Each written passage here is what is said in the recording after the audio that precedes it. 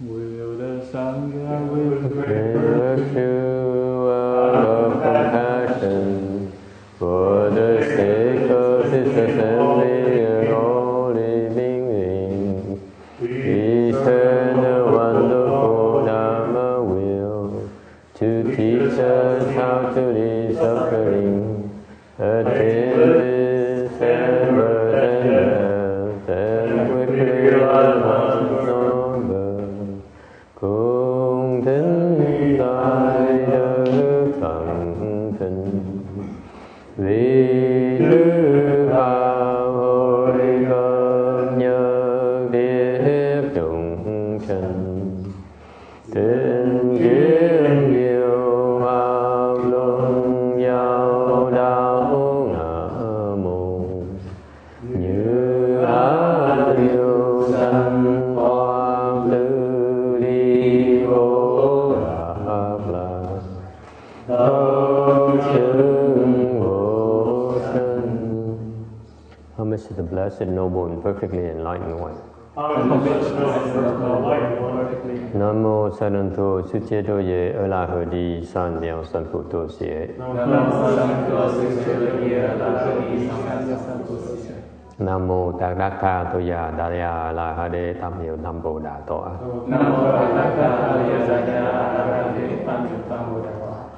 The unsurpassed, profound, subtle, wonderful Dharma, 100,000 million aeons is difficult to encounter.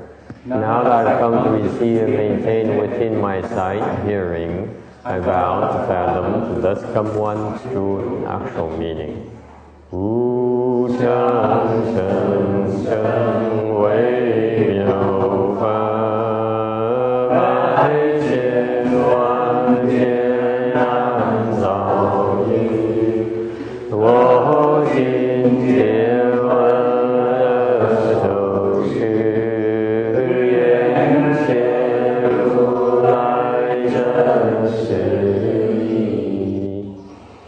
All Buddhas and Bodhisattvas, Venerable Shenhua, Venerable Sanghas, and all good no advisors, Amitofo.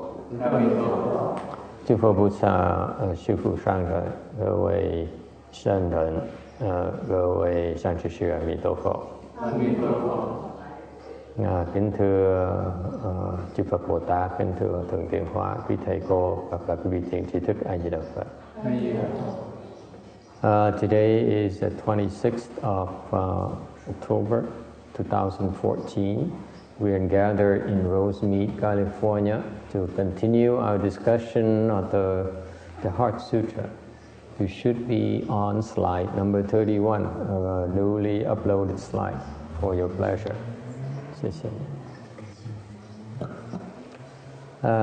We beginning to discuss the actual text of the Heart Sutra, a sutra that's recited every day for us Buddhists who stay in the temple more than once. And the text says, when Avalokitesvara Bodhisattva was practicing profound prajna paramita. So we going through the text here, explain to you, Bodhisattva is a Sanskrit word that means enlightening beings, enlightened beings, you will. And this particular Bodhisattva has transcendental wisdom and uses it to help others get enlightened. And this is what is typical of the Mahayana tradition. Nói về Bồ Tát là Tha Xiao Pha Nhi tới với đây. Can someone translate for that lady in Chinese in the back? I mean, Ru Qing. I mean, where is our Chinese translator? Ru Qing跟他需要翻译的，行信也许是因为会翻译给他们。Okay, there's a couple Chinese people who are here, so we like to translate for them.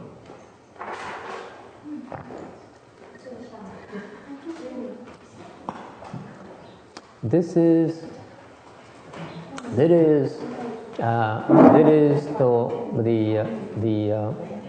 This is the quintessential. Can you lower the blind, the shade here for our visitor here, so that he's not going to be fried up by the heat?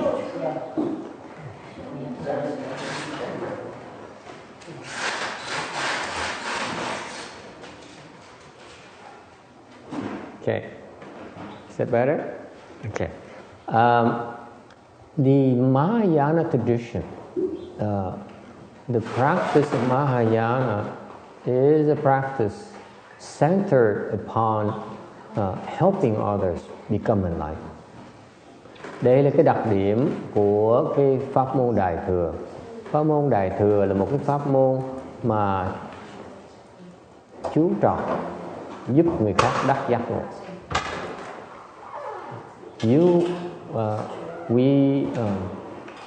This is the difference between Mahayana and Hinayana,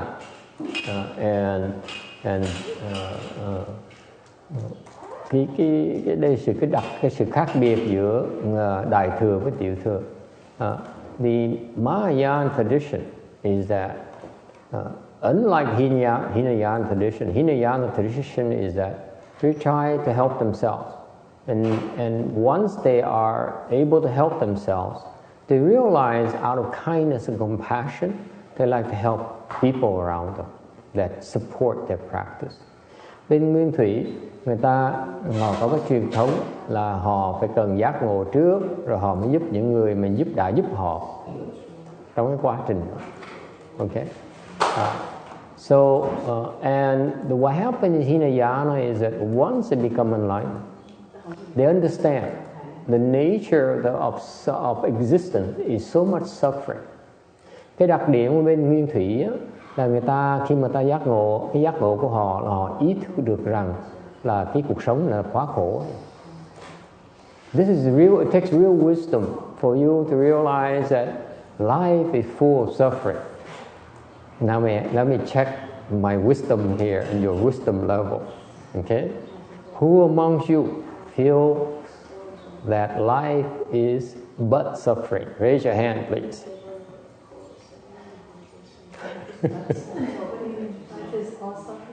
It's all suffering.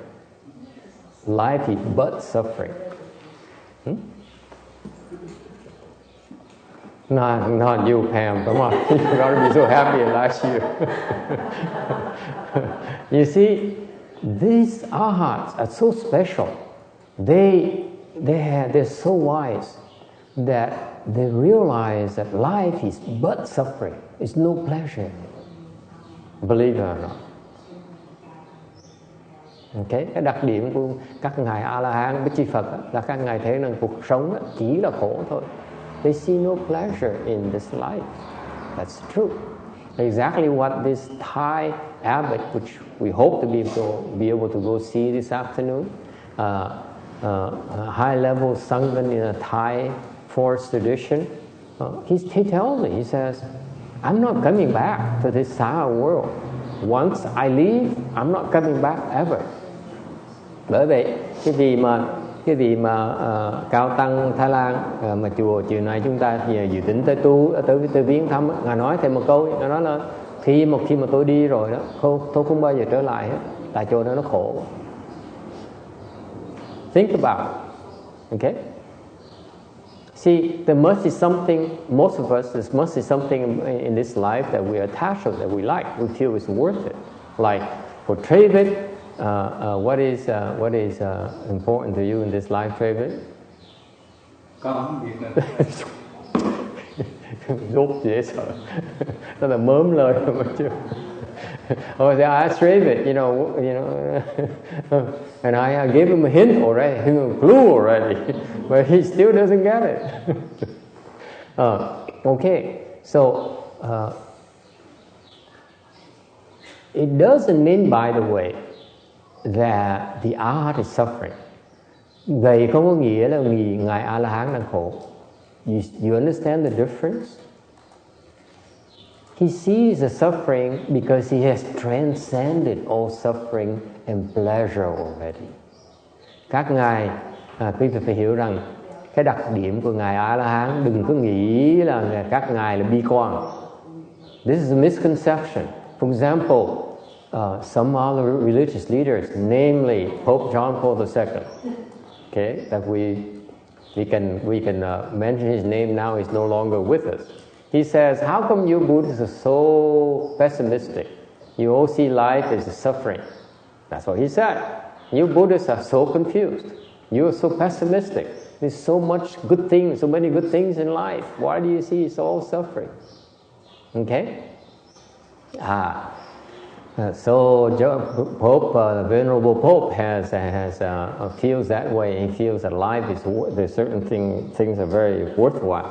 Whereas this particular Thai monk, he says, nothing is worth it to me, nothing at all. And that's tremendous wisdom when you think about it. Quý vị thấy không? Đức Giáo Hoàng John Paul II đệ nhị thì nói là quý vị Phật giáo nó sao mà bi quan như vậy? Cuộc sống, mà dám nói cuộc sống chỉ là khổ. Tức ngài còn chưa thấy hoàn toàn cái khổ cả. Còn quý vị phương trường chùa Thái Lan này nói với thầy nó là không có gì mà xứng đáng cho ông. Okay. Now, it doesn't mean, again, I repeat for your sake, when you look at this monk here, I spent some time with him, I spent hours talking to him. Thầy bỏ rất nhiều thời giờ nói chuyện với cái vị sư Thái Lan này. We spent like over an hour talking over lunch. We spent another 2-3 hours at the TV station. Thì nói chuyện 1 tiếng đồng hồ buổi trưa, 1 tiếng đồng hồ trước khi dùng trưa, 2-3 tiếng đồng hồ trong đài TV nữa. And I find it to be so remarkable. Thầy rất là phục thầy. Tại sao vậy? Because he's so happy. Ông rất là có hạnh phúc. It's amazing. This old monk, 65 years old, he's so happy. And yet he says, I'm so happy that I don't care to come back here anymore. I am so happy I feel I don't have to come back here anymore. Maybe he's happy because he feels that now he doesn't have to come back anymore. Because we have no choice. We don't realize the suffering, and we don't even have any control over the fact that most of us, will come back here and keep on going through this suffering again, over and over again, for a long, long time. Có thể ngài hạnh phúc, ngài rất thầy phục ông phương trường này, ông thầy Thái Lan này, tại vì mới 65 tuổi mà tu đắc đạo rồi, thành ra người rất là hạnh phúc, rất sung sướng. Có thể sung sướng là tại vì cảm thấy rằng mình không cần trở lại cõi này nữa. Sung sướng mà trong hoàn toàn sung sướng. Bây giờ theo ở bên cạnh ông mấy tiếng đồng hồ vẫn thấy ông sung sướng. I saw no suffering in this guy. It's fascinating. Okay. So he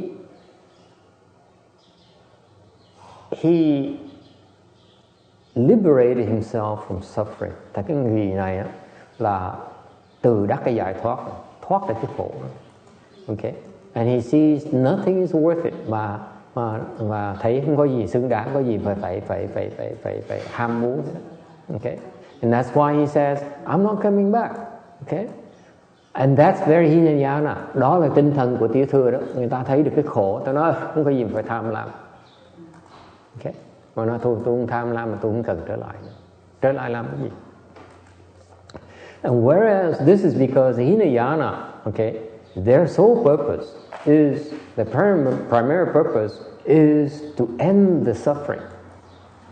Bởi vì bên Nguyên Thủy, cái chủ trương người ta là mở trí huệ để liễu cái khổ của mình, cắt đoạt cái khổ của mình. Okay. Đó là mục tiêu chính của họ. Whereas contrast that with Mahayana, quý vị so sánh đó với Đại Thừa, big difference. Mahayana, our purpose is to end all living beings suffering. Bên Đại Thừa chúng ta đó, mục tiêu chúng ta tu đó, okay, quý vị tu sĩ includes you as well, lay people as well, left home people, all of us who practice Mahayana. You cannot call yourself a Mahayana person unless you make a vow to end all living beings suffering, to save them all. Tại vì quý vị thực sự không thể nào ngoài mình là đại thừa, tu đại thừa được, trừ phi quý vị phát cái nguyện đó. Cái nguyện là chúng sinh vô biên thề nguyện độ. That's the differentiating factor between Mahayana and Hinayana. Starting out, we Mahayana people says, I vow to save all living beings. Thành quý vị nhiều khi quý vị tu theo chùa mà tu người Phật tử tu lâu thường quên đó. Thì ra người Phật tử trở thành Phật tử trong đại thừa chỉ sau khi phát nguyện là mình thề nguyện độ tất cả những chúng sinh. Okay, so far so good. Is it clear? I know many of you forgotten already, but this is what we stand for. Quý vị biết, quý vị phải nhớ là đây là cái ý nghĩa của cuộc đời chúng ta, những tu hành chúng ta. Okay, and therefore, in order to save all living beings, okay, you develop the transcendental wisdom. Thì muốn cứu chúng sanh bằng cách nào? Mình mở trí huệ trước. You have to open transcendental wisdom first. This transcendental wisdom is higher than the Hinayana transcendental wisdom. Bên đại thừa chúng ta, cái trí huệ xuất thế này nó cao hơn trí huệ tiểu thừa. It's much higher. Okay? It's true wisdom, truly transcendental wisdom. Nó thiệt sự là cái trí huệ xuất thế. Okay? I will explain to you a little bit later. Từ từ thầy sẽ giảng thêm cho quý vị hiểu cái trí huệ nó khác biệt chỗ nào. Later in a few more slides, down in this sutra, I explain to you why we are this Mahayana transcendental wisdom is far higher than Hinayana transcendental wisdom. We have proofs, we have facts. We're not making false claims. Từ từ quý vị sẽ thấy tại sao trí huệ xuất thế của bên đại thừa nó cao hơn trí huệ xuất thế của tiểu thừa rất là xa. Có bằng chứng đâu không ạ? Okay. And once you have transcendental wisdom, okay, you use it and you develop further wisdom to help get others enlightened. Một khi quý vị có cái sự giác ngộ rồi, với quý vị mới phát triển cái khả năng để giúp người khác đắc giác ngộ. It's two different skill sets. Đây là hai cái loại trí huệ nó khác nhau. First of all, you free yourself. You see the truth. Thứ nhất là quý vị phải thấy cái sự cái chân không, cái sự thật. And then you develop the wisdom to help others see it as well. Rồi quý vị phải phát triển, thứ nhì, quý vị phát triển cái khả năng để giúp người khác thấy luôn cái sự thật đó, thấy được cái chân không. See? That's what we are about. Cái đó là chuyện chúng ta làm. Any questions about that? All right? Very good. Slide 32. That's why the Dharma Mahayana is a Dharma that is very profound. Bởi vì mình nói đại thừa ngược lại tiểu thừa là một cái pháp môn rất là thâm sâu, profound, sân, very profound.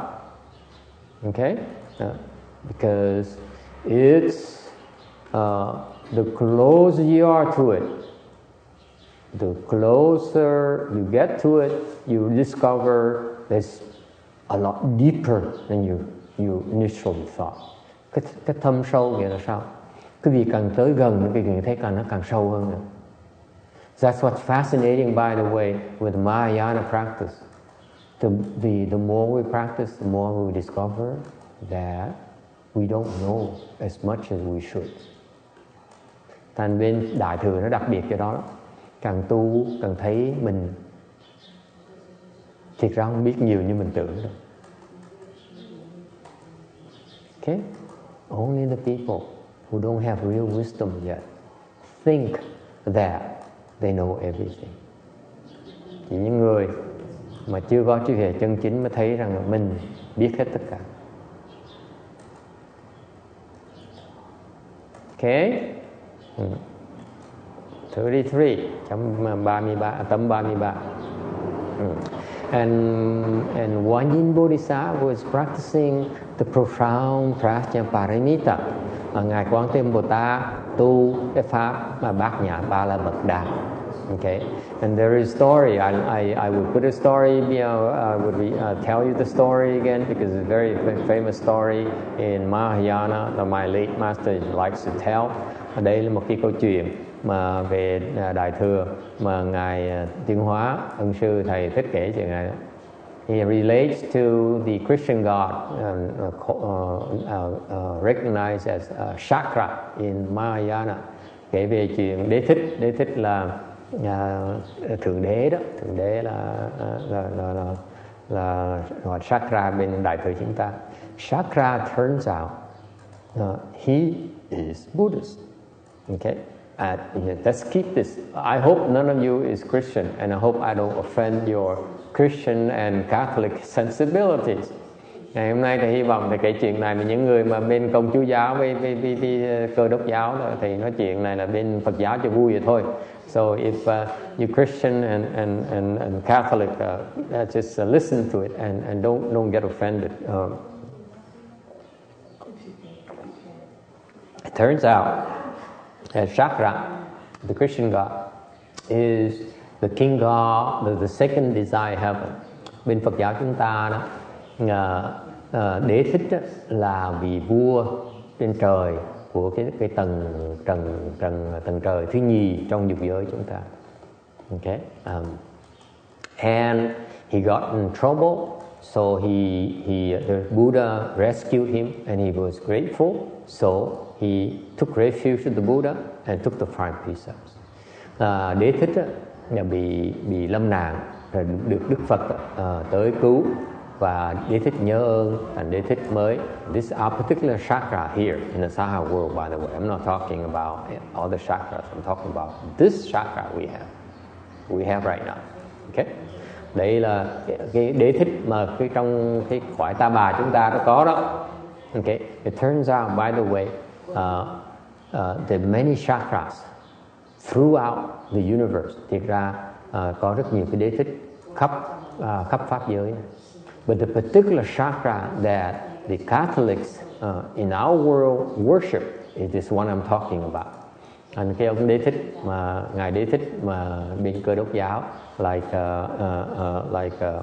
our ex-Catholic person here that she used to worship is the one we're talking about.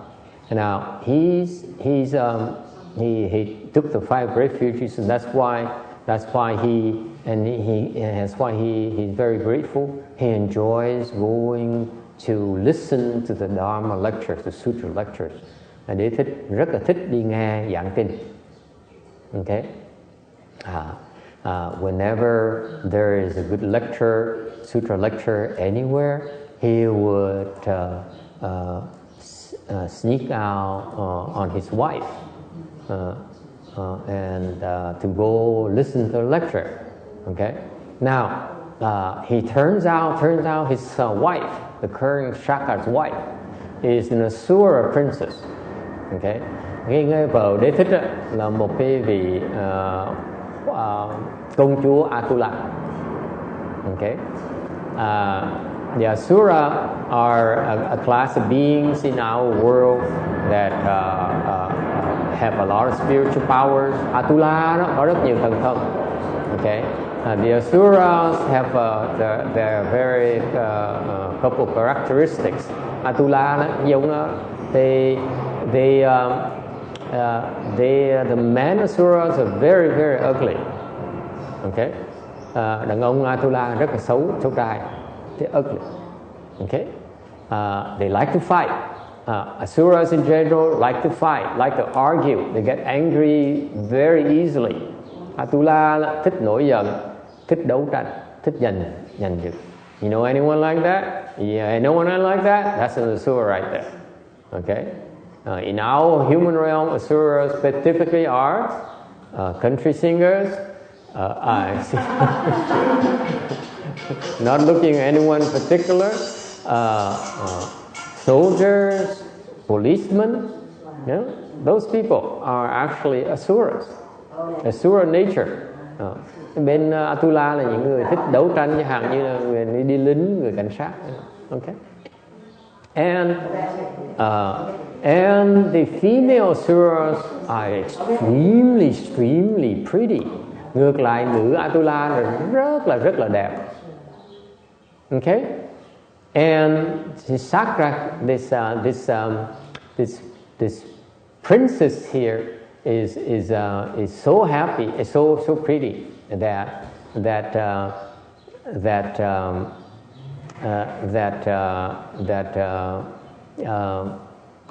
all the Asura men were after her.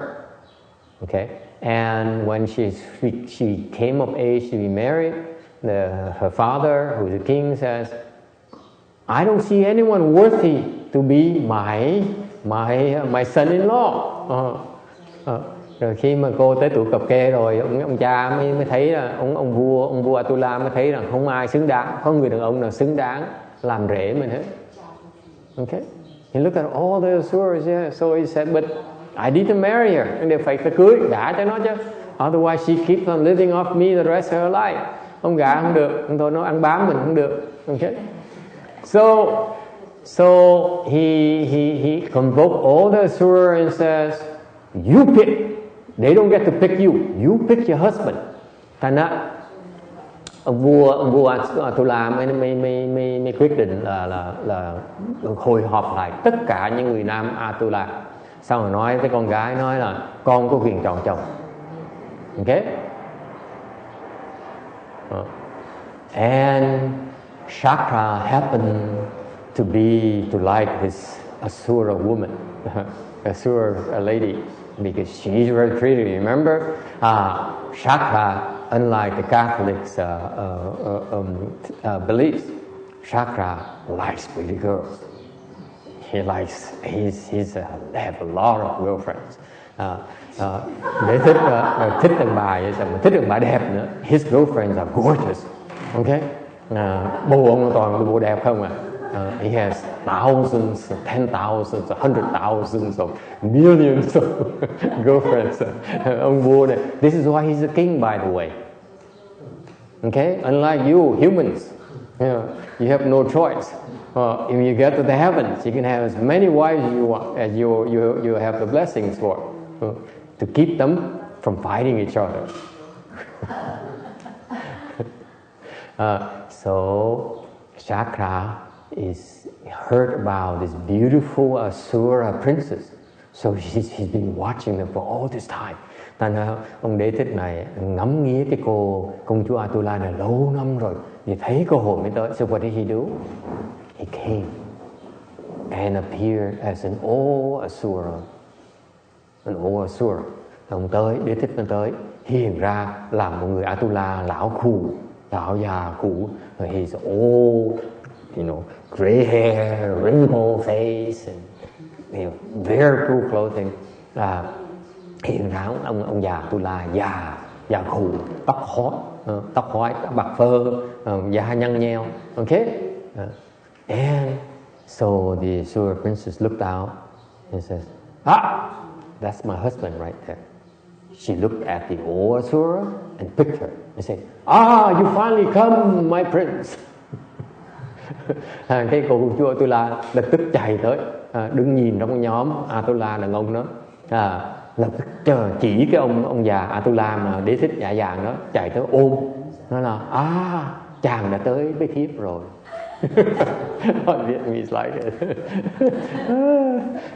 Okay. And to everyone so shocked. Ai cũng ngạc nhiên ấy sợ. The father king said, wait a minute. Are you crazy or something? And before the king didn't have a chance to make an objection, Shakra immediately grabbed her, flew up in the air, floated in the air, and said, ha ha ha, I got you. And it went away. Thành ra trước khi mà ông vua Tu La mà có cơ hội mà làm gì á, là Đế Thích mà lập tức cặp ôm eo cái cô công chúa Tu La đó, bay lên không trung lơ lửng thôi, xong hiện ra làm Đế Thích. He appeared as a Shaka now. He's adorned, clothing, and just like a king, okay, a real heavenly king. And he says, and he took her away, và đem cô đi. And you know what? He brought her back to his palace and married her, and made her his queen. You know, I love this story. Ông bay về cái cõi cung điện ông á, ông cưới cái làm cho phong làm hoàng hậu. And you know, and before the Asura princess married him, she says, I only ask you one thing. I renounce my father. I renounce my mother.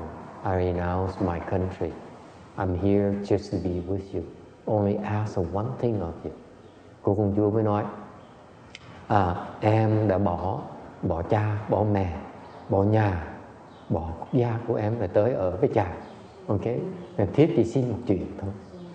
So Shaka was so touched. He says, you name it, I give it to you. Đế Thích mới nói, em nói đi, ta sẽ báo cho. She says, I ask one thing only. Kim Điền, xin cái gì Kim Điền? What? Big diamond. Kim Điền, I asked Kim Điền, what would you ask? And she says, a humongous diamond.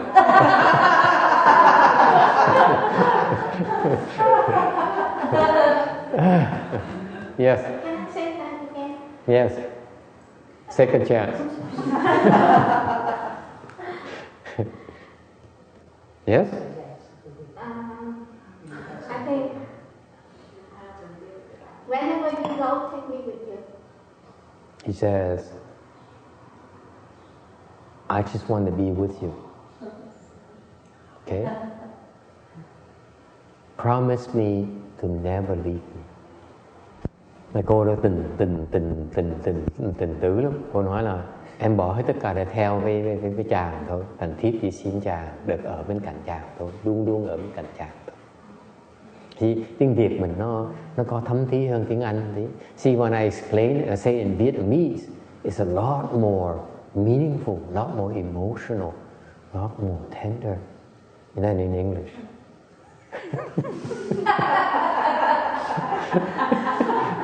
And Shaka says, of course, I will love you to the end of my life. I will never leave you. Để thì lập tức nó em đừng có lo, ta sẽ đem theo khắp mọi nơi hết. But guess what? But as soon as he wants to go listen to spiritual lectures, okay? Have you gone to a spiritual lecture with your wife? And when she sits next to you and she holds your hand, you say, oh honey. It's very annoying, let me tell you.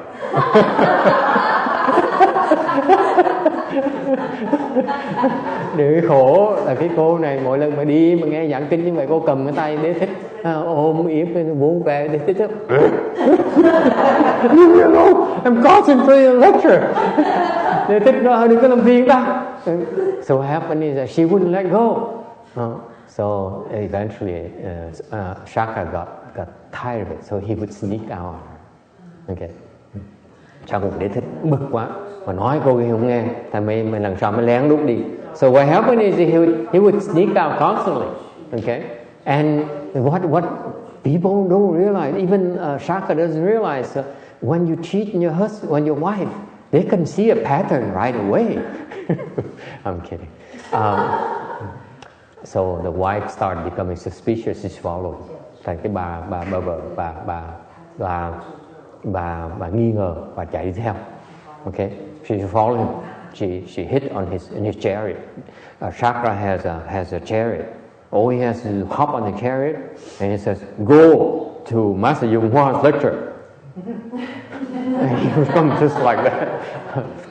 Ông Đế Thích có cái cổ xe gọi là thiên xe, là leo ngồi một cái là nói đi tới đâu là đi tới ngay lập tức. Mà là cái có bà vợ bà núp ở sau xe, núp sau có xe đi theo. So she saw Shaka coming to this assembly, beautiful women. Cái bà vợ theo ông chồng đi vào cái nhóm nghe giảng kinh. Mà you know the Buddhist disciples who come listen to spiritual lectures, they tend to be pretty, very attractive. Những cái người mà phụ nữ mà tới nghe giảng kinh đó, thường là rất là xinh đẹp nữa. So the Asura wife, the Asura empress, queen became jealous. So she appeared and she confronted Shaka and said, you not only did you break your promise to me, you snuck out on me. I see why you're here. You are interested in all these other women. And Shaka tried to explain to her, but she wouldn't listen, so he got upset. Okay, so he slapped her. Okay, to put her in her place. Rồi cái bồ công chúa mới hiện cái toàn thân ra, mới nói tại ra ông bỏ tôi đi, rồi trốn tôi đi, rồi ông giữ lời hứa, rồi còn tới còn mấy phụ nữ xinh đẹp này không à? Rõ ràng ông có mưu toan gì đây? Ông để thích giận nghĩa nói tôi chỉ thích không, ảnh chỉ thích nghe kinh thôi, phụ nữ đã có nhìn đâu. Cái cô cũng tin, nó cãi lui cãi tới, khóc lên khóc xuống. Anh để thích tức quá, tát một tát ra. Công chúa giận dễ sợ, vùng vẫy bỏ về nhà cha. The Asura princess was so upset, she immediately went home, right, and complained to her father. And that's why the Asura king had been waiting all this time for a chance to come and give his son-in-law, teach his son-in-law a lesson. So he brought his Asura army to go and attack the king, attack Shaka country. Thành người vua Atula mới đợi đúng cơ hội thôi. Nghe làm cái ông Đế Thích mà dám kinh khi con gái mình, con gái thương yêu của mình, đem tất cả lính tới vây đánh Đế Thích. Okay, it turns out the Asura spiritual powers are just as good, if not higher, than Shaka spiritual power. Thực ra cái thần thông của bên Atula nó không kém như thần thông của Đế Thích nữa, còn hơn nữa. So when the Asura's army came to attack Shaka's army, Shaka army was always losing. Tại ngài bên Đế Thích cứ thua liễn xỉn. Remember Shaka, he remembers the Buddha, so he came to the Buddha to ask for help. Đế Thích nó tới cầu cứu với Đức Phật. Okay, and the Buddha taught him a dharma. Đức Phật mới dạy một cái pháp. He says, before you engage in battle, tell your army to recite Maha Prajna Paramita. Phật mới dạy trước khi mà lâm trận, chỉ đọc cái Maha Bát Nhã Ba La Mật Đa. And Shaka came back, taught his army that, his generals that. And so every time now they engage in battle, they win every single battle and they push back their sword. Nhờ như vậy mà đánh thắng cái binh của Atula, and that's why if you recite Maha Prajna Paramita, mấy cái vị tụng Maha Bát Nhã Ba La Mật Đa, what happens is that you emit light, quý vị phát cái quang, and the light of wisdom will overcome the anger and the stupidity of the army, the Asura army. Phát cái quang về trí huệ, bát nhã làm cho đánh tan cái sự phẫn nộ, cái sự hận thù của bên phía bên độ Atula. Bây giờ họ mới thua liễn xỉn. Okay, so this is that's why the end of this Heart Sutra we always say Maha Prajna Paramita. Bởi vậy tụng kinh mỗi lần tụng kinh xong chúng tôi tụng Maha Bát Nhã Ba La Mật Đa. Okay. All right. 34. Tấm 34. Prajnaparamita is the sixth paramita. Bát nhã ba la mật đa là cái ba la mật thứ 6. Okay. Paramita means to arrive at the other shore. Ba la mật là đã thành tựu, đã đến rồi. You reach your destination. You leave the shore of birth and death, of suffering, and make it to the shore of nirvana or of bliss. Quý vị rời cái bờ khổ này, đi qua sông, qua cái biển khổ, tới cái bờ của an lạc, của niết bàn. Okay? When you accomplish something in Sanskrit, that's a paramita, you accomplish it, you succeeded. Ba la mật có nghĩa là cái vị đã thành tựu rồi, cái vị đã thành công rồi. Okay. And all the Buddhas, 10 periods of time, 10 directions and 3 periods of time, rely on this Prajnaparamita Dharma in order to become Buddhas. Tất cả những vị Phật trong 10 phương, trong quá khứ, trong hiện tại và trong tương lai đều phải dùng cái pháp bát nhã ba la mật này để mà thành Phật. And this is why this Prajnaparamita Dharma door is very, very important. Bởi vậy, cái pháp ba la mật này rất là quan trọng vì vậy. Okay? When you say we leave this shore, it doesn't mean we actually separate from this shore. Mình khi mà nói mình rời cái bờ khổ này, không có nghĩa mình rời cái khổ này. Không phải rời gọi là mình đích thân rời cái khổ này. Actually, when you reach the shore nirvana, một khi quý vị tu theo Phật giáo mà tới được cái bờ của niết bàn, then you become one with all living beings. Lúc đó quý vị, lúc mà đắc giác ngộ rồi, quý vị trở thành một với tất cả những chúng sanh. Any questions about that? Do you believe it? Quý vị tin là không tin? Có nhân có tin là không tin? Tin. I asked Wu, do you believe? She said, absolutely. Can you see now the difference before I go to the technical details? Quý vị thấy sự khác biệt giữa cái giác ngộ bên nguyên thủy với giác ngộ bên đại thừa chưa? You see the difference between the enlightenment, the transcendental wisdom of the Hinayana versus Mahayana? Hinayana, transcendental wisdom is that I'm free. Okay? Bên nguyên thủy, các ngài giác ngộ bằng cách nói là tôi đã đắc giải thoát rồi.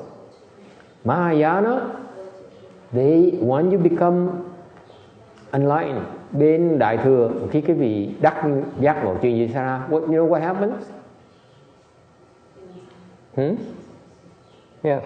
Khi mà đắc giác ngộ ở đây rồi thì mình thấy tất cả chúng sanh với mình cùng một chất lượng emptiness, mình với họ có khác sắc ít gì không, đâu có khác. That's what all the books are saying.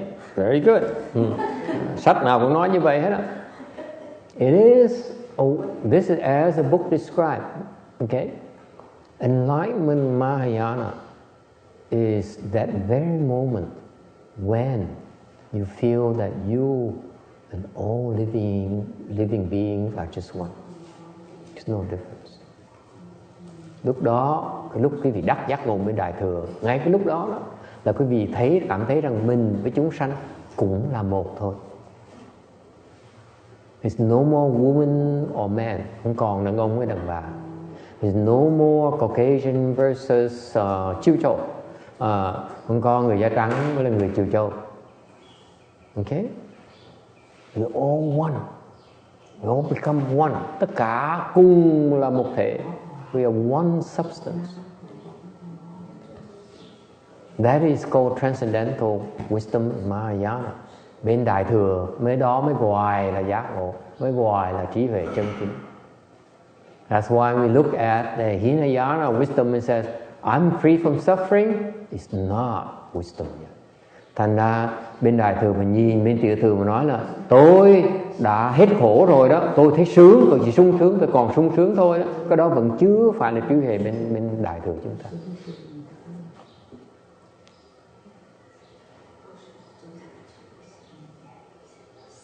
Any questions? Yes. Thầy, làm sao mà mình biết được là mình đã giải thoát? Giống như người tu đó, họ tu làm sao họ biết họ giải thoát? Giải thoát có nghĩa là khi mà mình sống là mình giải thoát, hay là sau khi mình chết mình đi đến niết bàn mình không có còn sanh tử là mình đã giải thoát như thầy? Okay, very good. He says, how do you know? Good question. How do you know when you cultivate that you attain liberation? How do you know? Làm sao mình biết? How do you know? The young man here who has strong opinions about everything else in life. How do you know when you cultivate? You are young, you decided to cultivate, you devote your life on cultivation. How do you know you're going to attain liberation? Thầy hỏi no, not you, old man. Yeah, we, you know, old people, we have a chance later. I'm talking, ask him a long young man first. Thầy hỏi cái ông thầy trẻ, ông sao với trẻ này, 23 tuổi này.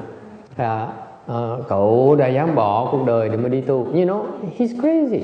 22 years old, he's supposed to go and pursue a degree, girls, food, you know, and all those things. No, he shaved his head.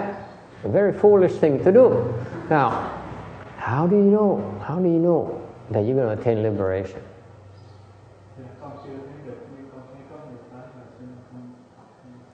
He says, I don't know, I haven't attained liberation yet, but I think I saw someone who attained it. Therefore, I have faith. See? And that's what happens when you meet all these Thai monks and you say, wow, that's it. And bởi vậy chiều nay mình mới gửi thầy, this is why I bring you to this afternoon to this Thai monk who says, this is someone who says, wow, I'm free. Okay, I'm happy. Okay? It's important to meet those people. He's very good answer. That's a good answer, by the way. Đây là câu trả lời rất là khôn khéo. Có cái người giải thoát là mình mới tin được, chứ còn mấy mình nói người ta nói miệng không sao mình tin được. If these people really attain liberation, really happy, they're really free from suffering, you can believe. If you read from the books, it's not for real. To me personally, đối với thầy cá nhân thầy vậy đó. I met my Chinese master and clearly he's a bodhisattva. Đối với thầy may mắn tôi gặp được ngài Tuyên Hóa. Cái đó là một cái vị đại Bồ Tát.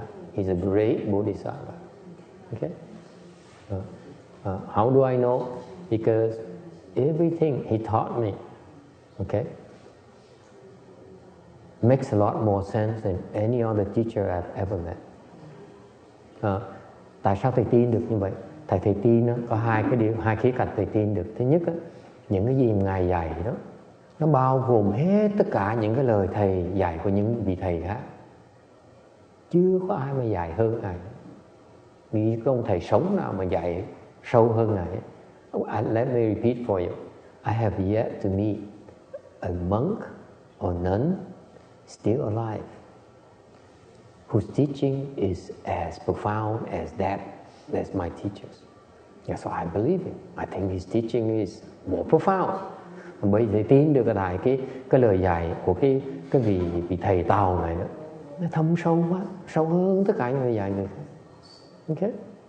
I met so many teachers, and then I read a lot of patriarchs' teaching. Rồi thầy đọc nghiên cứu những cái sách tổ sư khác, and I realized that his teaching is exactly consistent with all the great teachers of the past. Rồi thầy sau này thầy đi học tiếng Tàu, thầy học tiếng Tàu mới nghiên cứu sách Tàu, nghiên cứu thấy rằng những cái lời dạy của các những đại tổ sư đời xưa đó nó tương ứng với lời dạy của ngài Tuyên Hóa. Okay. Now, it doesn't answer this young lady's question. Nói như vậy thôi vẫn chưa trả lời được câu hỏi. Cái cô này hỏi làm sao mình biết?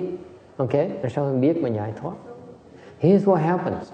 Depends on your tradition. Tùy cái truyền thống của quý vị. If you go to the Hinayana tradition of these people, okay, like the Thai monks that we visiting this afternoon. Nếu quý vị theo cái truyền thống của bên Nguyên Thủy, như của cái dòng của cái vị sư Thái Lan này, they know when they become enlightened in they attain liberation. Họ biết, họ đắc được giải thoát. At that moment when they become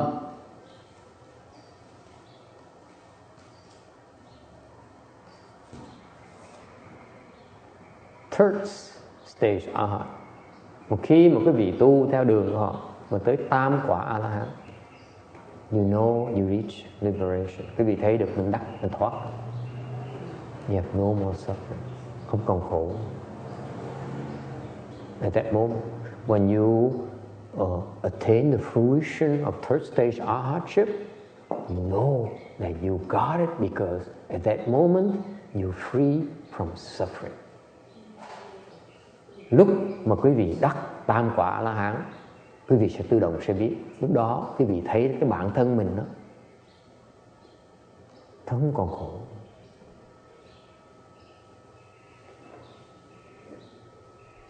Okay? And then they continue to practice. Rồi họ tiếp tục tu. Because from third stage arhat to fourth stage arhat, từ tam quả La Hán tới tứ quả La Hán, it's very, very hard. Nó rất là khó. Third stage arhat still doable. Tam quả La Hán có thể đạt được. Hinayana, for example, they believe that lay people can reach third stage arhat. Bên Nguyên Thủy, người ta thường nói là quý vị có thể, người cư sĩ có thể đạt tới tam quả A La Hán. Okay? At that point you are so happy. Lúc đó quý vị tới cái đắc cái quả đó. The first time in your life you become so happy. Quý vị một cái sự hỷ lạc mà quý vị rất là sung sướng. Okay? So far so good. Quý vị nghe không? Okay? You experience for the first time the concept called emptiness. Lần đầu tiên quý vị sẽ thấy được cái không. What is this emptiness? Cái không là cái gì vậy? Huh? Heinz, what is this emptiness they experience? I have not experienced it. You haven't experienced it yet. Okay. Rồi hỏi có ai biết? Anyone else? Anyone else reads it from the books? What do the books say? Những sách vở nói sao? Huh? The old monk back there. What do books say? Huh? The books. Mr. Erudition. Huh? Yes. Do you lose awareness of the physical feeling? The one you feel expanded? Close. Yes. Along that line. Here's what happens.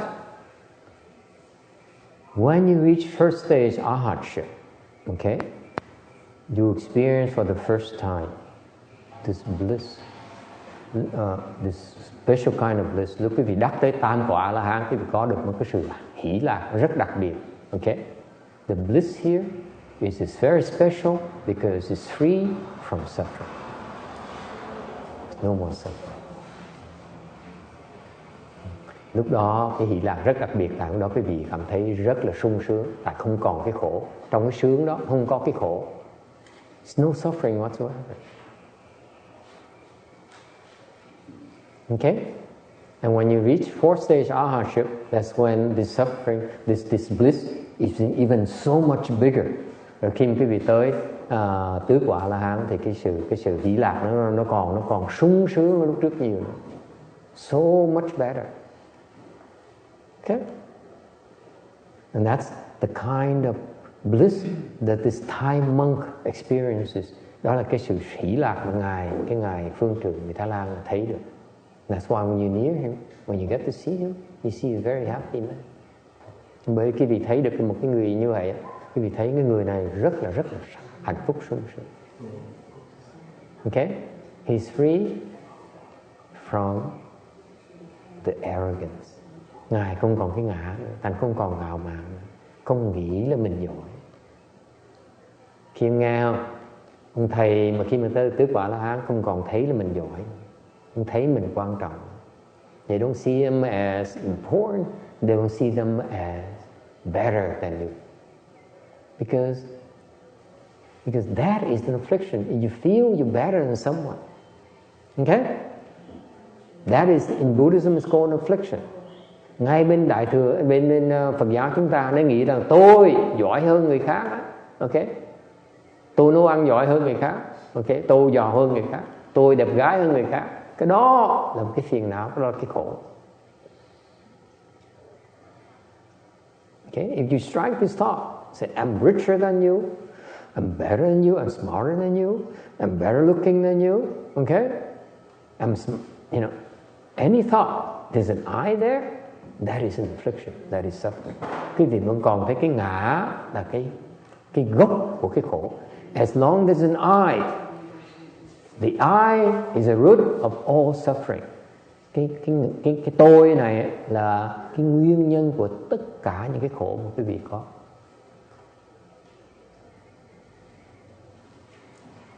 Okay, so the short answer to the question is, thì thầy trả lời, cái người mà khi mà ta đắc cái giác ngộ bên nguyên thủy đó, thì người ta biết là tại vì lúc đó cái ngã nó biến mất, mà nó chỉ còn là cái sung sướng thôi, thấy không? Khi mà cái ngã nó biến mất, mình sung sướng dễ sợ. What happened is that in Hinayana, when they reach fourth stage, Shiva higher, they know it because at that moment the self disappears. And when the self disappears, all sufferings disappear, and it's only bliss that remains. Yeah, wonderful. Nghe thấy sung sướng, thấy thích thú không?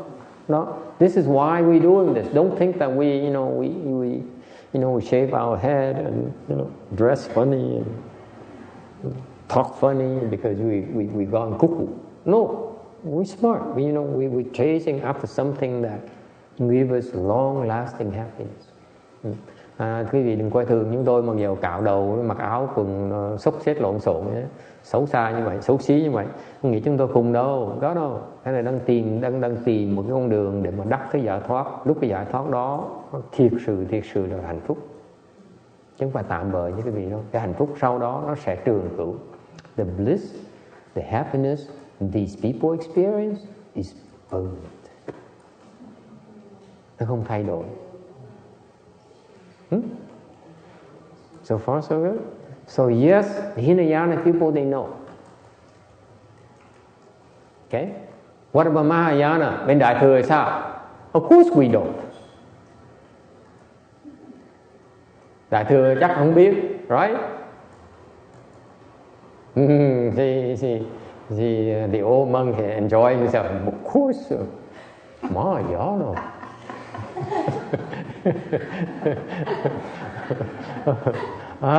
Đương nhiên Đại Thừa mình cũng biết. Mahayana too, we recognize it. Because Mahayana, in order for us to become enlightened, we need to become a fourth stage Arhat first. Đại Thừa mình lúc mà giác ngộ cũng biết. Tại sao vậy? Tại trước khi giác ngộ phải thành tứ quả La Hán mới giác ngộ được. We have to become fourth stage Arhat before we can become enlightened. Phải qua cái cửa, cái ải của tứ quả La Hán mới giác ngộ được. Is that clear? So we know, once you become a fourth stage Arhat, một khi mà quý vị tới cái tứ quả La Hán rồi, you progress along the way. Okay? When you become enlightened, then you know at that moment. Thành khi mà một khi tứ quả La Hán qua cái ải đó rồi, quý vị tiếp tục tu tới cái trình độ giác ngộ đấy, ngay lúc đó quý vị sẽ biết. At that moment, you know. Right at that very moment, ngay cái giây phút mà quý vị đắc giác ngộ đó, quý vị sẽ biết. Okay?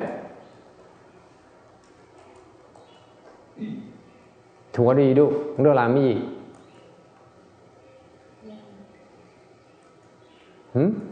Cô bụt mình, cô cười. Yes? What do you do when you become enlightened? Con nghĩ thế này, Hoan hỷ. She said, I'm so happy. She jumps up and down. She sings. Cái cô lúc mà con mà đắc nhưng có chắc chắn là con nhảy cà tưng con hát, ca hát. Right? What do you do?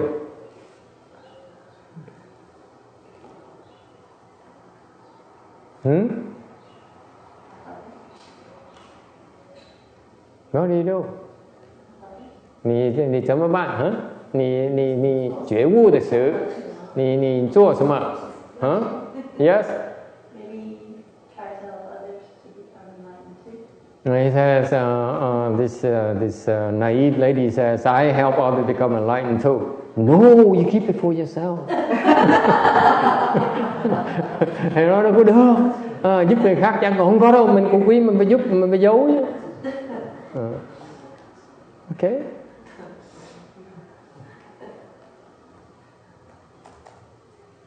The low level monks and nuns, they write a poem. Những cái người mà giác ngộ mà trình độ thấp á, họ ngâm thơ, họ biên thơ. They write poems. And this is why the monks and nuns who are not enlightened yet, they write poems like crazy. They compose poems day and night. Bởi vì quý vị nghe cái truyền thống như vậy, thành ra những cái người thầy cô mà chưa đắc giác ngộ đó, họ cứ biên thơ suốt ngày. After you become enlightened, you only write a poem that one time, that's it. Okay? Những cái người giác ngộ thầy biên một bài thơ lúc đó thôi. They don't sit there and they write poems after poem every day. Okay? I have a Dharma brother who I cultivate with, and he meditates 2-3 hours a day. Trước thầy có cái người sư huynh, người sư đệ, ngày thiền 3-4 tiếng đồng hồ. Meditate 3-4 hours a day. Very dedicated. Okay. For a Vietnamese monk, một cái vị sư mà bạn dám ngồi thiền 3-4 tiếng đồng hồ, không phải là người tầm thường đâu. And he composes poems left and right. Và mỗi lần ngồi xong đứng dậy là biên thơ. Okay.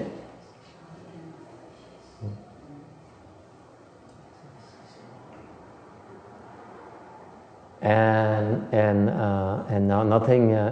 another thing you don't do, các quý vị. So the high level enlightened people, they don't write poems. Những cái người mà giác ngộ mà ca trình độ cao hơn, người ta không biên thơ. Okay? For some reason I don't understand. Tại vì tại sao mấy trình độ cao người ta không biên thơ. Okay? And they don't tell people that they are enlightened. Họ không nói là họ giác ngộ rồi nữa. Okay? This is no, đó họ biết. And that's it. It's a very boring event. Lúc đó là có mình biết, không ai biết. You only know, no one else is supposed to know. Có mình biết thôi, không ai biết hết. You and your teacher will know. Thầy quý vị sẽ biết. Okay? Thầy được chưa? Does it answer your question? Yes, so the answer is yes, you know. Lúc đó mình sẽ biết. At that moment, you know, you come, you made it to the shore. You made it like here. Đã tới rồi. Đã được rồi. Yes, sir. Many of these concepts are so wet, they're so slippery, it's hard to wrap your head around it. Yes. So after you're on level 6 as an arhat, you don't write poems anymore, or after level 8? No. Arhats don't write poems. Okay? Not even on level 4? Arhats usually don't write poems. Yeah. Okay? For some reason, it's traditionally the people who are enlightened is the one who compose poems. Arhats don't write poems for some reason. I don't understand it. Okay? Maybe they're illiterate or something. We don't know. I thought you said one had to become a 4th level arhat to be enlightened, become enlightened. In Hinayana, yeah. In Hinayana? Hinayana, yes. Mahayana, we don't look at it as enlightenment. We look at it as not bad. Serious. He said, it's remarkable. It's not bad. Because remember, 3rd to 4th stage is very difficult. Very, very difficult. And như bên A-la-hán, người ta đắc tứ quả A-la-hán, không có ngâm thơ, không có biên thơ. Thể hiện hiện tại sao nữa. Okay? Nhưng đều có bên đại thừa mà khi mà giác ngộ trình độ thấp mới biên thơ. Okay? So, can I go on? Yes, absolutely. What is the difference between a 4th stage monk in Hinayana versus Mahayana?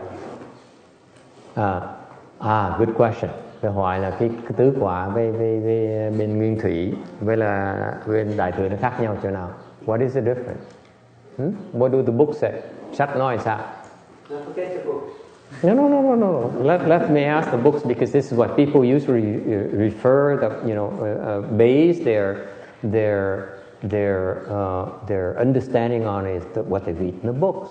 Okay? Thầy hỏi sách nói sao? Ông nói không được nói sách, tôi không muốn nghe sách. Tôi nói thiệt ra cái sách nó quan trọng, tại vì người ta thường ta đọc sách ta mới thấy cái này, ta mới hiểu được cái chuyện này. Ta dựa cái sự hiểu biết ở trên cái sách. Sách nói sao? The book say. What's the difference? Ở tiểu thừa thì họ thấy cái ngã không có, rồi giả mà hồi nào giờ họ lầm cho nên họ phát giác ra cái đó thì họ không thấy không có ngã nên đâu có khổ nữa. Còn đại thừa thì thấy cái empty đó, mình thấy cái nguồn gốc của dạng vật đó thì hai cái thấy nó khác nhau. This is why I usually check first, because if they say the right thing, I will approve, and if they say all the wrong things, I base my books on so, then I say, okay, go back to your books. I don't say anything. So what did he say? Nonsense. Well, it was a different language. It's a nonsense. That's why I don't translate. Usually I don't waste time. Okay. Nói tầm bậy. Okay. There's no book that says so. Okay. Anyone else? What do the books say?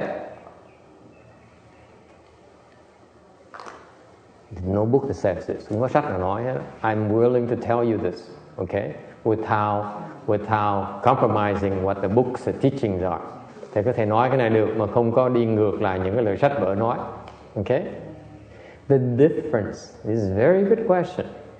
The difference between a 4th stage Arhat Hinayana and 4th stage Arhat Mahayana is this. Sự khác biệt giữa tứ quả La Hán bên nguyên thủy và tứ quả La Hán đại thừa là ở chỗ này. Yes? Quả ngưng là cái gì ạ? Là cái gì? What is the difference?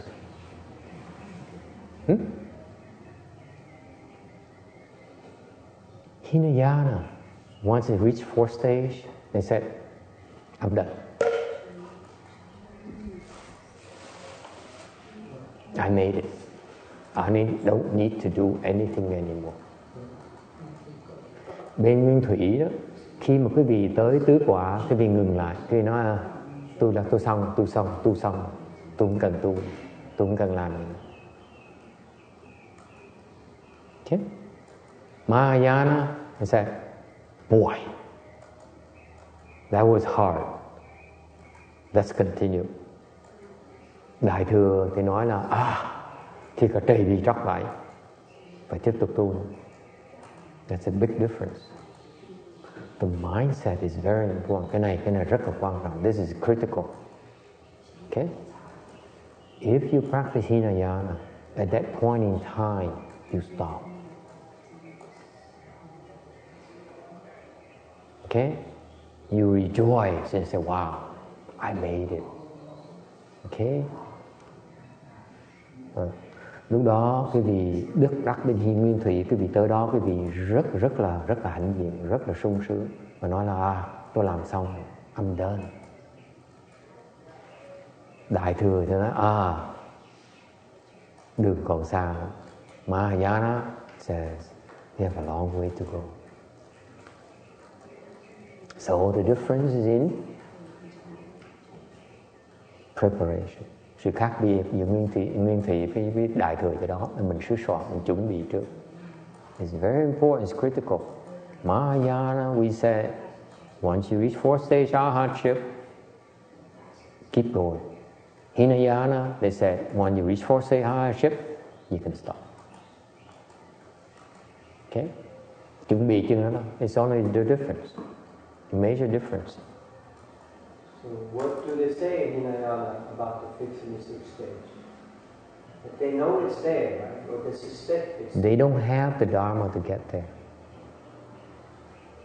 They don't have the It's a good question. Oh, it's a very good question. Today you ask very good question. Quý vị hỏi câu hỏi rất là thông minh. Okay. Okay. Tại vì Nguyên Thủy hỏi cái Nguyên Thủy là vậy chứ cái trình độ những cái trình độ cao hơn thì sao? Thì thầy nói bên Nguyên Thủy họ biết có trình độ cao hơn, nhưng đều không có cái pháp để mà tới đó. See? Okay. This is very important. This is an excellent question. It should be recorded. Okay? Because Hinayana, they are aware at high levels something called Bodhisattva. Bên Nguyên Thủy họ biết có trình độ cao hơn, họ tên là Bồ Tát.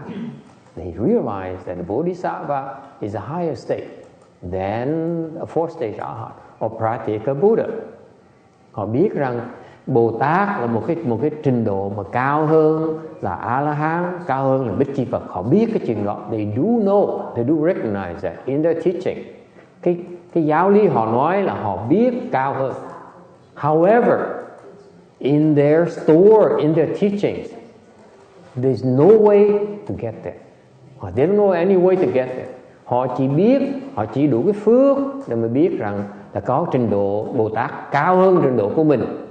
Vì trong cái tạng A Hàm của họ đó không có cái pháp nào để mà tu để thành Bồ Tát được.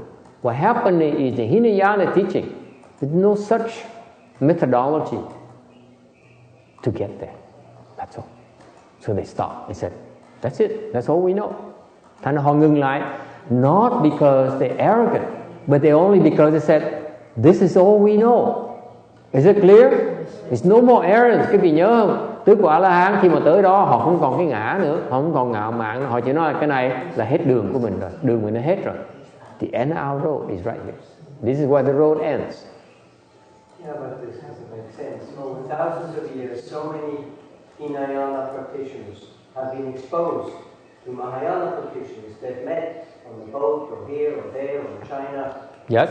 And they have maybe understood, maybe even learned to get to the fifth or sixth. So the Mahayana would have influenced all of the Hinayana to change. Okay, I'm warning you. If you keep asking hard questions like that, I'm going to get upset.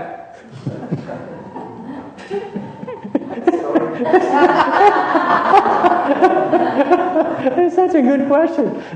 Thầy ông nói là sao mà cái chuyện vô lý như vậy? Những cái sư nào cũng gặp biết bao nhiêu người đại thừa, biết bao nhiêu năm, biết bao nhiêu chỗ, biết bao nhiêu thế giới mà sao có thể họ bị kẹt được? Nó vô lý, right? Rồi thầy mới nói nếu cứ hỏi hóc búa hoài thì bắt đầu thầy nổi cáu á nha. Không được á. Remember, we have a rule now that will be enforced. One hard question per month. I have not been here for a month.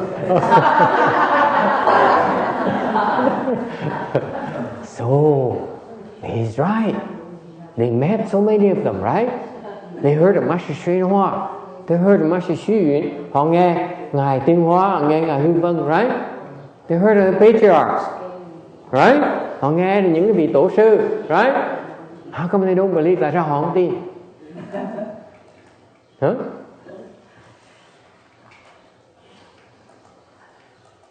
They don't believe them. It's just like you say that United States is the best country in the world. Okay? And that's all you know. This is the same kind of thing. Or Hinayana, they say this higher world is the only world there is. There's no such a world called Amitabha Buddha in the West, Western British Pure Land. No such a world as Vaduria Light, Pure Land to the east. No such a world because it's not in our teaching. Cái sự khác biệt ở chỗ đó là tại vì trong cái giáo lý họ không có, họ chỉ đặt tất cả lòng tin vào cái lời dạy của giáo lý họ thôi, họ không chịu chấp nhận những giáo lý nào khác. They refuse to accept anything beyond their teachings. Okay? Make sense? You see? It's they who stop themselves. They may see a great man like Master Hsuan Hua, okay, far superior to them. They know that. They know that. They know that when you meet with a person like a Bodhisattva, like Guanyin Bodhisattva, Master Hsuan Hua, they can tell that these people are not inferior to them, and yet they don't buy into it. Mặc dù gặp những người thánh nhân như ngài Tiến Hóa, như ngài Quan Thế Âm Bồ Tát, họ không tin. Why is that? Tại sao vậy? Why? Why not? Yes, Vicky. Fear. Huh? Fear. Fear, một phần sợ. Yes. Lack of blessings. Lack of blessings. No Mahayana blessings. Không có phước báo đại thừa. Nghe rõ ràng không? Con không có phước báo đại thừa, dạy con pháp đại thừa vô ích, con học, con hiểu không nổi, con không tin. Let me put it bluntly for you. Unless you have Mahayana blessings, you cannot grasp Mahayana teachings. Is that fundamental? Nó cơ bản như vậy đó. Trừ phi quý vị đã trồng cái chủng tự pháp đại thừa trong quý vị trong quá khứ rồi, thì quý vị mới có thể thâm nhập được cái pháp đại thừa. You have to have planted Mahayana blessings in the past, many times, numerous times, before you are willing to listen to it before and without running away. Quý vị biết không? Trừ phi quý vị đã từng trồng cái phước báo với đại thừa rồi đó. Cái lần đầu tiên mà quý vị nghe pháp đại thừa, quý vị sẽ bỏ chạy, quý vị chịu không nổi đâu. I assure you, you hear it for the first time, you run away. You have to hear it so many times over and over and over again before you accept it. Quý vị nghe biết bao nhiêu lần mới chấp nhận được. I hear it too often. I see it too often. The Hinayana people, they come, like I saw. I give you a typical example. Tôi cho quý vị một cái ví dụ rất là thực tiễn. We have two Hinayana monks here in the temple. Mình có chùa, mình có hai cái vị sư Tích Lan Tế ở from Sri Lanka. The Sri Lankans, they believe they are the mainline transmission of Hinayana. Tích Lan họ tin rằng Sri Lanka is Xì Lan, over there. Okay. They believe they are the main lineage of Buddhist transmission. Not the Indian. They feel now they are the remaining. Okay. Bên Tích Lan, người ta tin rằng hiện bây giờ cái dòng của họ là cái dòng chính tông được truyền từ Thích Ca Mâu Ni Phật tới bây giờ. Okay? And therefore they say we are Buddhism. We are the proper Dharma. Nên họ tin rằng họ là chánh pháp. So when they come to here, okay, when they come here, they listen and they say, you guys are deviant. Nên họ tới đây họ nghe cái pháp đại thừa mình nói, cái pháp là pháp làm vậy.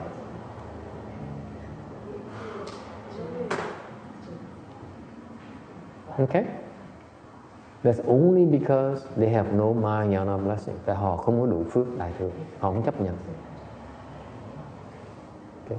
Why is that? What's the fundamental reason behind? Tại sao như vậy? Can you go on the blessings? So there are different kinds of blessings. It's not just a number of the quantity, but of type of blessings that makes the difference. Yes, you have to plant. You keep on planting blessing with Mahayana. But Mahayana blessings are different.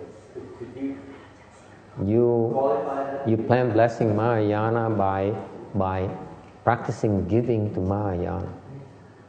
you give. Okay? You come and sweep the floor. Okay?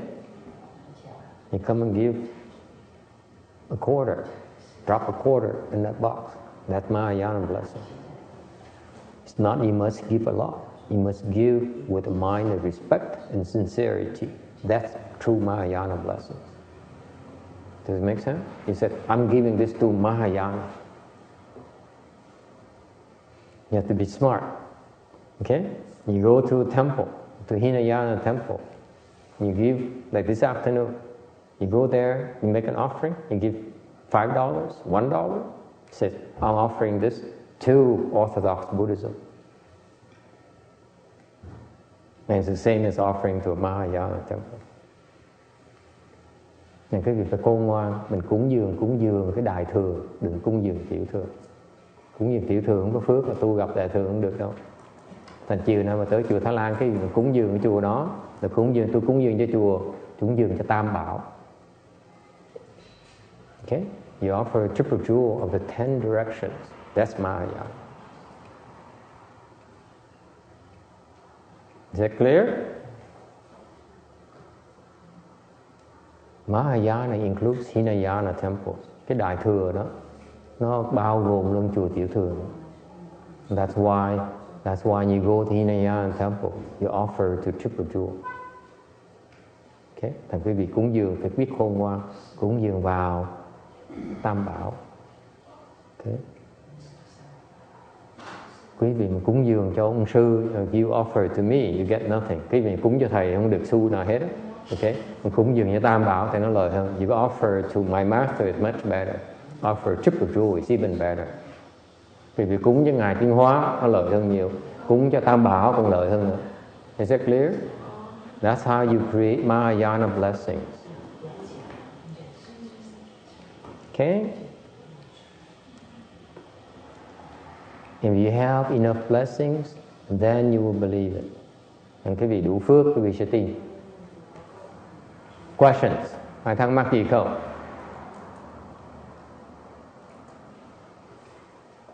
Okay? Very good.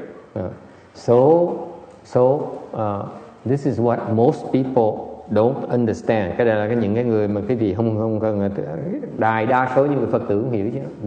Most of the Buddhist disciples don't even understand that. They don't understand that in order to benefit from Mahayana, you have to plant blessings with Mahayana first. Nên cái đại đa số những người Phật tử vẫn chưa hiểu cái chuyện này. Không ai dạy quý vị cái chuyện này. Là quý vị muốn hưởng cái pháp đại thừa là phải trồng phước của đại thừa trước mới hưởng được. It's just like if you want to eat a guava, you better plant the seeds, okay? Or you better go make some get a job, okay? Còn giống như quý vị muốn ăn cái mít vậy, là phải trồng cái quả trước mới có được cái mà. Yes. Thầy vậy làm sao mà giống như mình đại thừa, mình làm sao mình cách để mình giúp cho những người tiểu thừa họ gieo duyên với đại thừa để cho kiếp sau họ gặp được cái pháp đại thừa này? Bây giờ hỏi làm sao mà mình đại thừa. So how the question the question is for us Mahayana people, how do we help these Hinayana people, these poor Hinayana people? Yes? Làm sao bây giờ?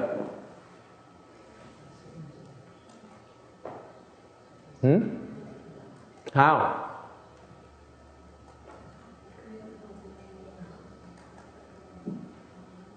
Yes, text. It's a hard one.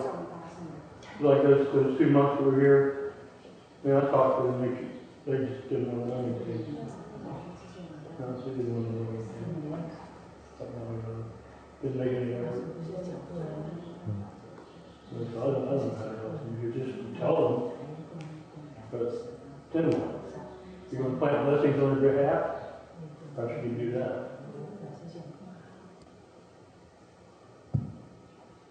I don't know either.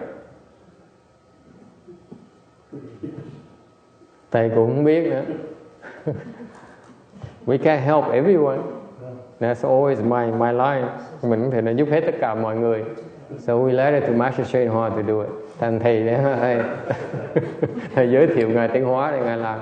See, I don't know how to do it, so I say go see Master Shen Hoa, go see the thầy khuyên, thầy nói là gặp ngài Tiến Hóa đi, gặp Quảng Ngân đó, cái đệ tử ngài Tiến Hóa đó, rồi cô dẫn cô đi mấy cái gặp đệ tử ngài Tiến Hóa. So I said go see Cô Yin right there. She's a Master Shen Hoa disciple. She will introduce you to the true disciples of Master Shen Hoa. Nhờ cô Quảng Ngân giới thiệu những cái người chân tu đệ tử ngài Tiến Hóa. Let them help them. Rồi hy vọng họ có biết cách giúp cái người kia. Mình giúp mình lo thân mình lo chưa đủ mà. I can't handle myself. How can I help anyone? Okay? Sao bây giờ? Con Phật bạch thầy, Phật độ người có duyên, Phật độ không có người không có duyên, Phật độ. Excellent.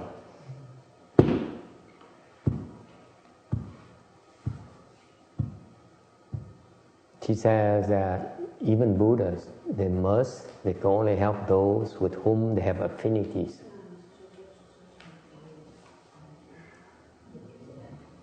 Okay?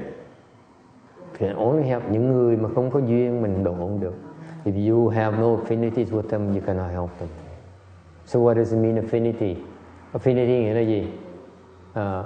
In the Pure Handbook we call it have conditions with. That's affinity. Okay? Cái cuốn sách mà Cẩm Nang Tịnh Độ mình nói là dùng cái nói là mình có duyên với họ. Duyên nghĩa là gì? What does it mean? Have affinities with them.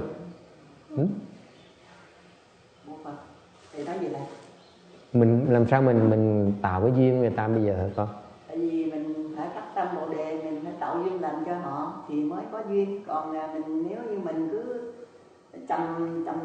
trầm tư hoài thì không có duyên với họ thì đâu có biết. So what do you do? What do you do now? What do you do to create affinities with them? You give them a feed. You create affinities. What do you do? Mình sao mới ban à? Làm gì bây giờ? Yes. Tell them that your doors are open if they want to come. Yeah, my door is open. Yes, absolutely. Yeah, mình mở cửa. Nói, come and see me. I have food for you. I have very good vegetarian food for you. Đồ ăn chay tôi ngon dễ sợ. Yes. Thầy có phải mình phải phát tâm Bồ Đề không thầy? You create affinities with them by giving to them. Mình tạo duyên bằng cách mình cho người ta. Mình cho, don't take. You give. The first thing you do is to give. Trước hết là mình cho người ta cái đã. Okay? The most important dharma door is to give to them. Cái chuyện quan trọng muốn giúp người ta là mình phải cho người ta. Okay?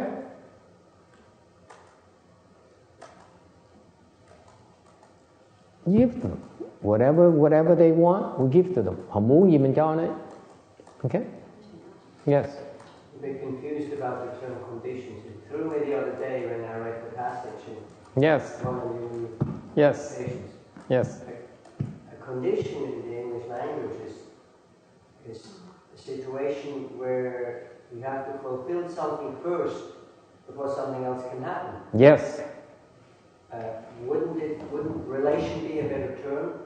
No. Where a relation is more open, it could be. Condition is far broader than relations. So it means that Relation to you still has a positive aspect of relations, right? Conditions is both bad and good. Okay, so the first thing I'm telling you want to create conditions with them is to give them. Thành ra cái duyên là gì? Cái duyên á, nó có vừa ác với có thiền duyên. Okay? Thiền duyên á, mình tạo thiền duyên bằng cách mình cho người ta. So you give. Conditions are the one that we give to them. What about the evil condition hoặc cái duyên ác là sao? what was the evil? I didn't hear much. What is the evil conditions? Huh? You young men, what are the evil conditions? What do?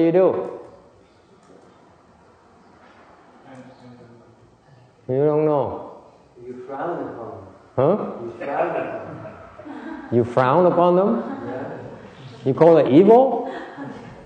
Well, that's pretty bad, isn't it? Nó nói ác chiêu bằng cách là mình nhăn mặt. Nó nói thầy gọi nhăn mặt là ác hả? I mean, we Vietnamese have a different definition of evil. Việt Nam có cái ác Việt Nam mình nó khác cái Mỹ phải không con? Hey, ác thì về ông lính là sao? Lính mà ác là gì? I'm asking a soldier. What is evil for a soldier? You see, I'm getting it. Huh?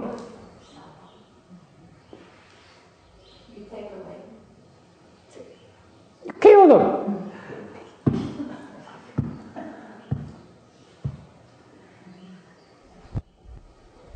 You hurt them. Mình hại nó. Why? Tại sao vậy?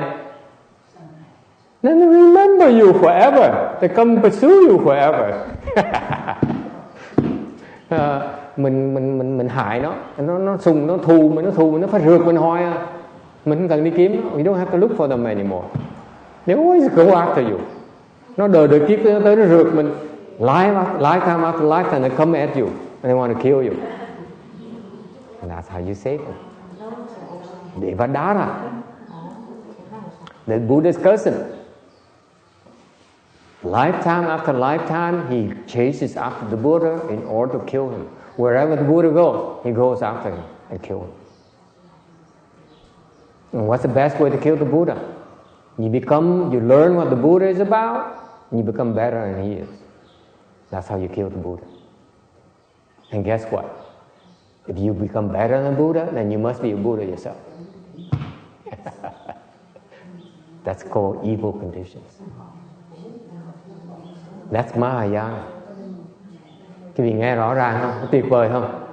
Cái ác duyên là sao? Mình hại nó, mình giết nó.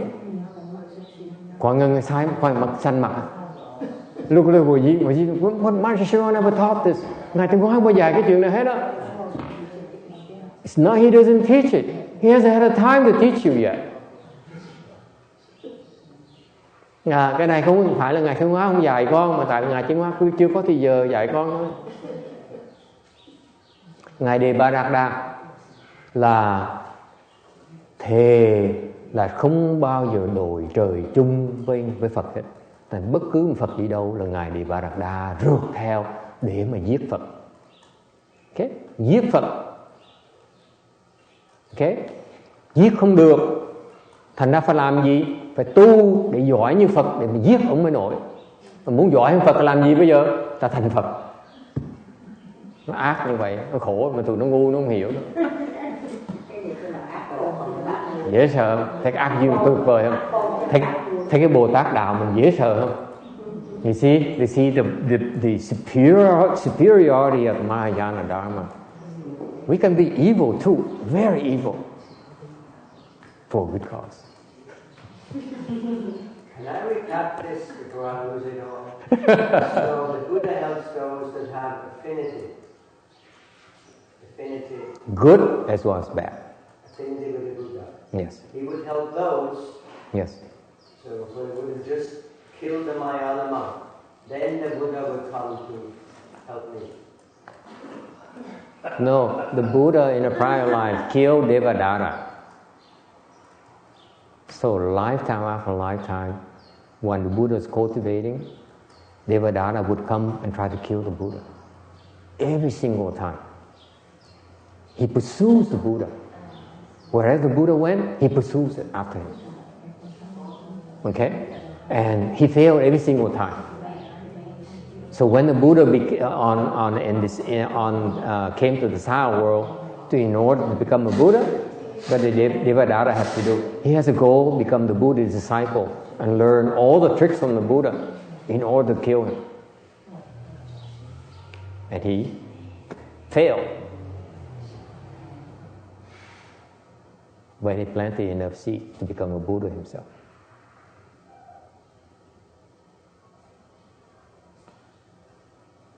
Nhớ tuyệt vời không? Cái đại thừa mình dễ sợ không? Nó rồng thênh thang. Ok? Thiền cũng cứu được, ác cũng cứu được luôn nữa, tiểu thừa cũng cứu được luôn nữa. So this is why Mahayana is wonderful. You can do practicing good. You can be practicing bad. Okay? There's so many ways to help people.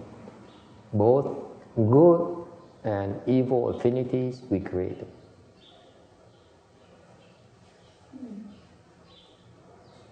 Is that too much for you, Tex?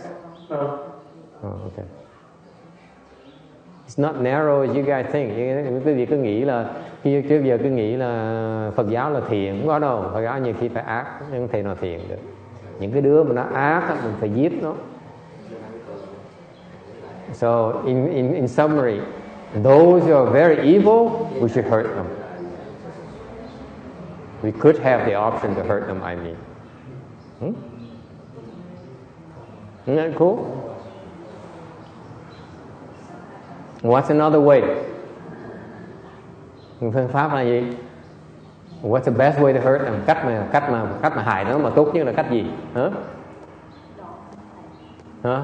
Trang, cách mà hại người mà tốt nhất là cách gì? Absolutely. It's the worst kind of punishment.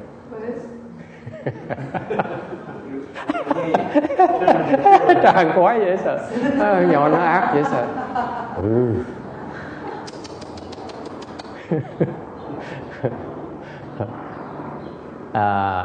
Thầy hỏi là cách mà hay nhất mà hại người ác là gì? Thì ông người Mỹ ông mới nói là gửi nó đi theo phương cực lạc, thì cười khắc. Thì nó đúng rồi, không cách nào mà ác hơn là gửi thằng ác nhân tới theo phương cực lạc. Tại tới đó nó làm ác không được nữa. Nó điên nữa. They go crazy when they get there. They cannot do evil anymore. It's the worst thing they could do to evil people. Đại thừa mình cao tay ấn dễ sợ không? This is Mahayana. We have so many tricks up our sleeves. Okay? Yes. Thầy nhưng mà gợi ý bằng cách nào chứ? Thầy gợi ý bằng cách nào? I say, how do you send them? Well, you find a way. Mình tìm cách mình gửi. Yes. Thưa thầy, có phải là mình gửi họ là cách độ họ không thầy? Mình độ họ đó. Mình nhét đó. Mình gửi tại mấy người ác đó, họ qua bên trên phương cực lạc đó, họ bị ở tù thời gian.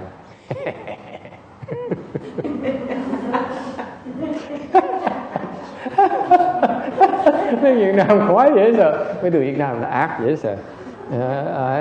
I just told the Vietnamese, let the Vietnamese in a secret, and they're chuckling. They're having such a good time. I'm not sure we should reveal it to the English-speaking audience. It may be too cruel for you. No, you can't discriminate.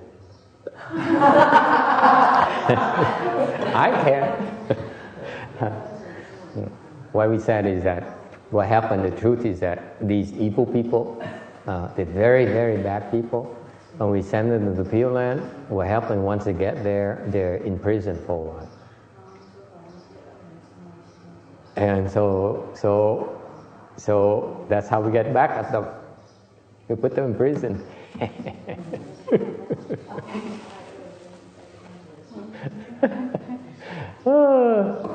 That's why I enjoy Mahayana. Yeah, they're not suffering though, but they go crazy. Cái ở tù đó không có khổ, there's no suffering there. But they cannot do evil anymore, which arguably is the worst thing you can do to them. Because the evil people, all they do is hurt, do evil, and they cannot do evil anymore. Just envision that, how painful it would be. Okay? All right, any other questions? No, that means you're implying you can't cure them. You can't cure people. You can't cure evil people, is what you're implying. We can. That's the beauty of it. But obviously these cured if they get crazy when they can't cure. No. When you go to the Pure Land, they become good people. There's no reason to go crazy. Well, I'm just joking. Yeah, but I mean, you play tricks in our minds. It's not fair. There's no more suffering.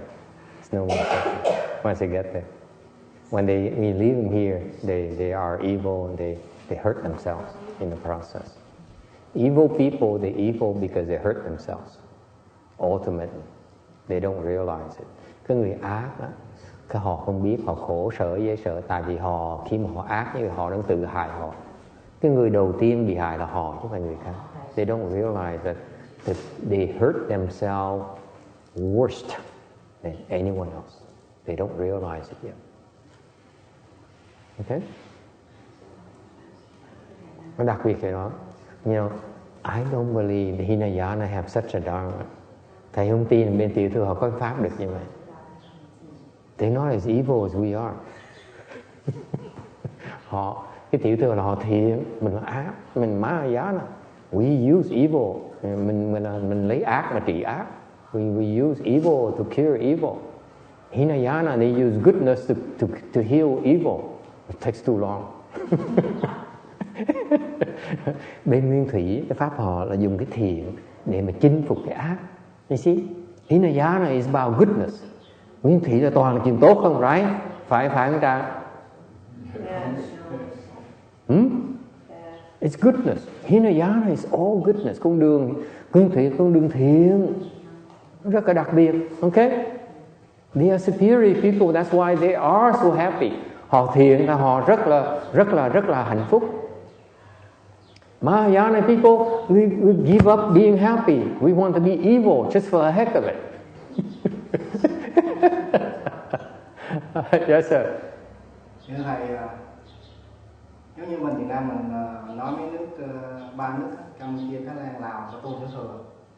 Con chưa hiểu, con không biết, con cũng hơi ngã mạn.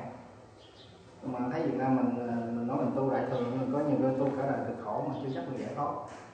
Sao ta biết ta không theo bên tiểu thừa tu để được đắc giải thoát, rồi ta quay ngược lại, tu gì đó hay không? He says that he's getting personal now. He says that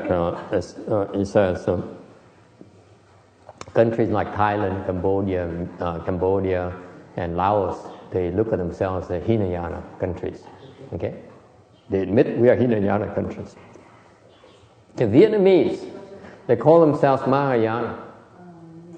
Okay, and yet they haven't attained liberation yet. This is exactly why the Hinayana monks from Thailand looks at you, Vietnamese monks, and says, we are Mahayana, and says, you're too low. Your Mahayana is too low. That's why they lose faith in Mahayana. Okay. Tại vì rất nhiều người, sư Thái Lan như ông sư này nọ, mà tới nhìn một người thầy sư Việt Nam, mà nói là tôi là đại thừa, mà họ nhìn mình nói là mình trình độ mình thấp, là họ khinh thường mình vậy. Họ nói là cái đại thừa quý vị nó thấp quá, đâu xứng đáng như tôi, tiểu thừa chúng tôi cao hơn quý vị. Thì họ càng tin rằng tiểu thừa họ là hay hơn cái đại thừa của mình. Okay?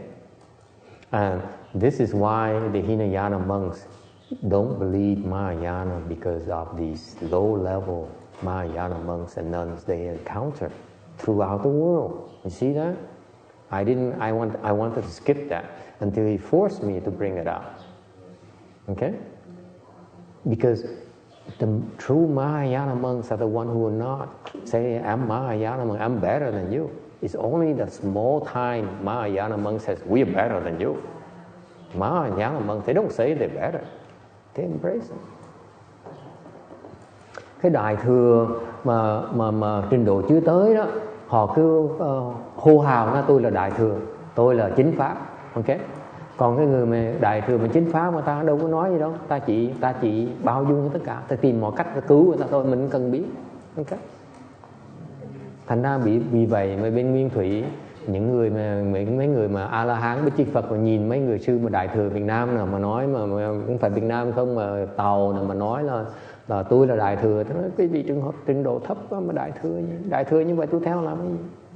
And then he says another thing. He says, well, then why don't these monks and nuns follow the Hinayana tradition, at least attain liberation, do something in their lives, with their lives? I agree. Thầy đồng ý chưa? Okay. Cái quan trọng mình tu mình đắc giải thoát, chứ đâu phải mình còn tu để mình gọi mình đại thừa tiểu thừa, nó đâu quan trọng. To me it doesn't matter what you call yourself. Hinayana, Mahayana is irrelevant. The objective of cultivation is to become happier and be free. Okay? Mình tu để đắc giải thoát, chứ tu để mà nói là khoe khoang là hô hào thì tu làm cái gì? It's wrong. Okay? They don't understand yet. Okay? And for example, my co-host on the TV show, he was unimpressed with this Thai monk, như cái người mà cái ông mà làm chung chương trình TV của thầy đó. Ông hỏi nhiều câu với ông sư Thái Lan trả lời không có được, thành ông rất là thất vọng. He asked him a lot of Mahayana questions, and the answers were not very good. Okay, and so he became disappointed. Ông thất vọng. Ông nói là cái đó ông sư Thái Lan thầy cứ nói hô hào, nói ông này giỏi, mà thiệt ra ông trả lời mấy câu, tôi hỏi những câu mà ông trả lời không được. Chàng như ông hỏi bạch thầy chứ ăn chay với ông mặn nó khác về cái chuyện mà đắc quả chỗ nào. For example, he asked, one of the questions is important to him. Many monks, Vietnamese monks ask, and nuns ask, what is the difference in being vegetarian towards becoming enlightened? Okay, and the Thai monk says, I don't look at it as meat. I look at it as, things I need to nourish. It's something that my Buddha allows me to eat. Therefore, I eat, and I use it so that I can cultivate, attain liberation. So my co-host is very unimpressed. He says, but you don't understand. You're not even vegetarian. Ông kia ông nói là tu gì mà đến nỗi ăn chay mà không chịu ăn chay mà toàn ăn thịt. Sao mà tu gì kỳ cục vậy? Đều không hiểu rồi. Cái ông kia ông nói là tôi không coi nó là thịt, không coi là mặn nữa, mà tôi coi đó là một cái đồ để dinh dưỡng, để mà tôi cần nuôi cái thân này để mà tôi đắc giác ngộ. He missed the point completely. The answer is not about meat or vegetarian. The teaching that the Thai monk gave him is what? Ông sư Thái Lan ông dạy ông này cái bài gì vậy mà ông này chưa hiểu hả? Chỉ đạo ông dạy cái gì vậy? Con còn phân biệt chay với mặn, tôi hết phân biệt chay với mặn rồi. Ông kia đâu có hiểu. Ta nghe không? Ta dạy mình câu mà mình vẫn dám khinh người ta, vẫn coi thường người ta, tầm bậy.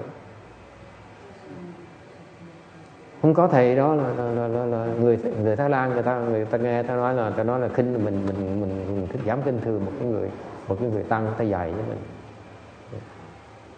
Yes sir. Seems like you say he's not thinking about food, he's thinking about practice. The food is at the His teaching, his message is that you still look at it as meat versus non-meat. I don't have that discrimination anymore. You still discriminate, I don't. Ta dạy hay như vậy đó, kính dễ sợ. That's how profound the teaching is. You still discriminate, I don't. Cái đường cái vị chọn là đại thừa, tiểu thừa gì đó, mật tông hay là Tây Tạng gì đó, tôi không cần biết. Một khi tưởng còn phân biệt thịt với cá, tôi đâu còn phân biệt nữa đâu. Ông dạy như vậy đó, hay như vậy đó. Hiểu không Kim Điền? Cái bài hôm nay dễ sợ nhưng mà ông kia không hiểu. Ta ông vẫn coi thường, tay ông này vẫn không chịu ăn chay. Ăn chay làm cái gì? Con đường ta toàn ăn mặn, ăn thịt, ăn cá, ăn trứng, ăn gì ngon miệng như vậy mà tới được giải thoát, mình theo đường nó vui thế mô. My attitude is that if they choose a path that enables them to get there, why not? It's how to get there. It doesn't matter to me personally. Đối với thầy nó không quan trọng. Làm gì làm miễn sao tới đó thôi. Những cái chê này chê nọ làm cái gì? There you go. Oh, the baby arrived. Oh, mô Phật. Oh, look how cute the baby is. Oh, trời, mặt dễ thương không? Mặt dễ thương không? Ôi giời ơi. Tự nhiên. Look at how happy the boy or the baby is.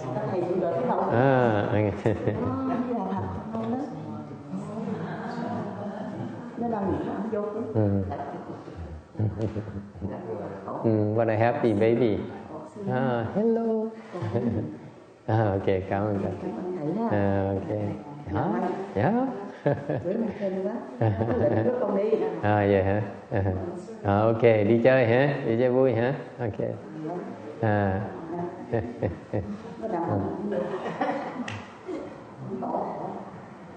Cái người mà hỏi như tôi như vậy còn cái tâm phân biệt. So these people says I'm Mahayana, Hinayana, I'm vegetarian, and so on. They're still discriminating. They still don't understand. Những người đó còn tâm phân biệt, họ chưa tu chưa tới nơi tới chốn, không sao hết. They don't understand. It's okay. Okay.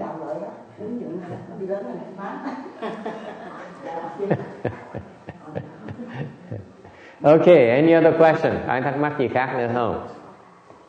Xin lỗi thầy ơi. Được. Ok. Chào con. Chào quý vị. Okay, so at the bottom here of the slide number 34, cái câu cuối cùng của cái trang đó là vậy. Once you become a Mahayana, once you go to the other shore, actually, you are not departing. You are still one with everyone. Mình sẽ nhắc lại cái tinh thần đại thừa mình tu đó là mình tu khi mình đắc giải thoát là mình cùng với mọi người, cùng là một thể. Mình không còn cái sự phân biệt nữa. There's no more separation. There's no more Hinayana versus Mahayana. Không còn cái tiểu thừa với đại thừa nữa. Okay?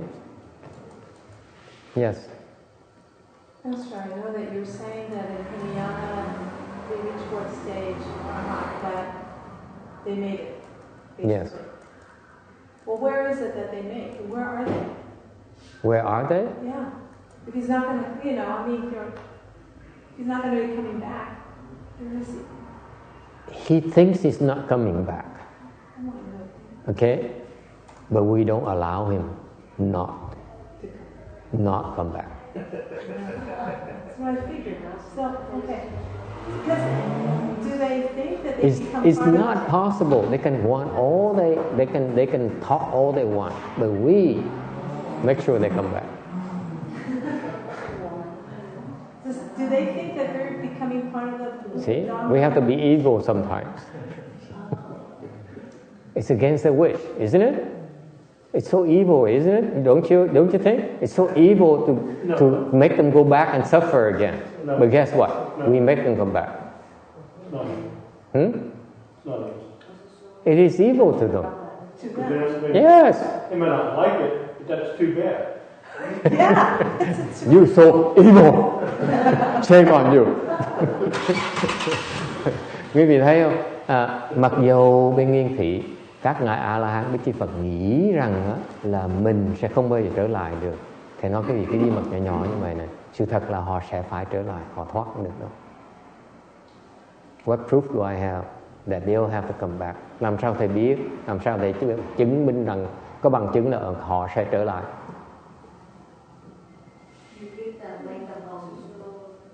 Because the Buddha taught them. Đức Phật dạy họ như vậy, Đức Phật không bao giờ bỏ. The Buddha would never abandon them. Never. Okay? They would not allow them to go and hide by themselves.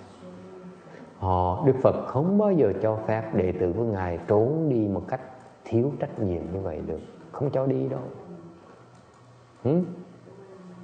Mà cái trí huệ họ nghĩ là họ xong rồi.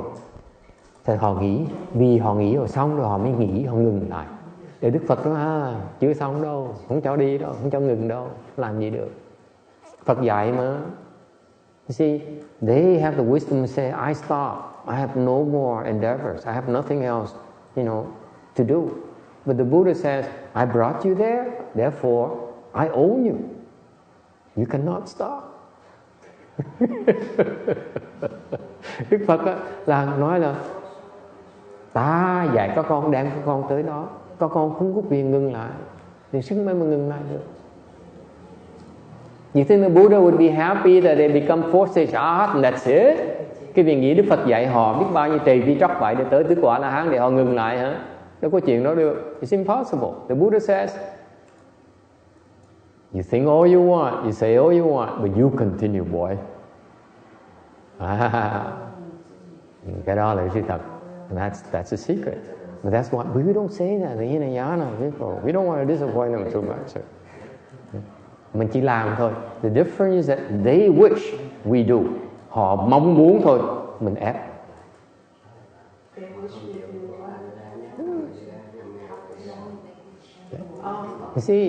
You see, I tell you all these secrets. You know why? Because when the Hinayana people hear me, say, he's an idiot. That's why it's not a secret. It's nonsense. Thầy dám nói những chuyện này tại vì không ai tin lời thầy hết. Họ nghĩ là thầy dốt, thầy nói tầm bậy. Đâu có sao đó, mình nói tỉnh bơ, mình nói tầm bậy mà. See, I speak nonsense. Tuyệt vời không? Thì đâu có sợ, don't worry, we save them all. Chứ sao phải cứu nó hết. Questions? Okay.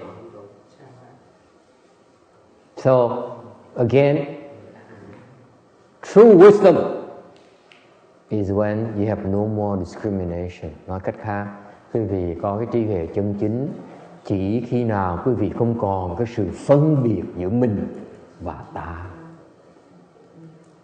mới gọi là có trí huệ. You still see yourself as Vietnamese versus Chinese. Quý vị còn nghĩ là mình người Việt Nam đối với người Tàu, Triều Châu, những người Triều Châu, especially Triều Châu people. Okay? Or these Mexican people, hoặc là người Mỹ Tây Cơ. You discriminate too much. Chinese, you know, too much discrimination. Hai người đó chưa có trí huệ. Or you see yourself as good and they're evil, hoặc nghĩ mình thiện, người ta là ác. It's too much discrimination. Okay, there's such a thing. Không có phân biệt như vậy nữa. Không thấy không? That's why we can be evil. We don't see it's evil. Bởi vậy cái người mà đại thừa thấy mình làm chuyện ác, mình thấy ác gì hết á. Isn't it wonderful?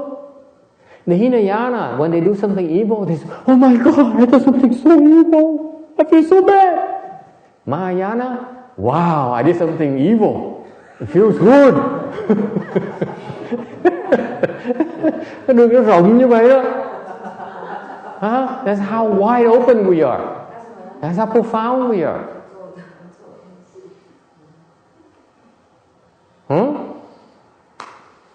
Okay, feels good?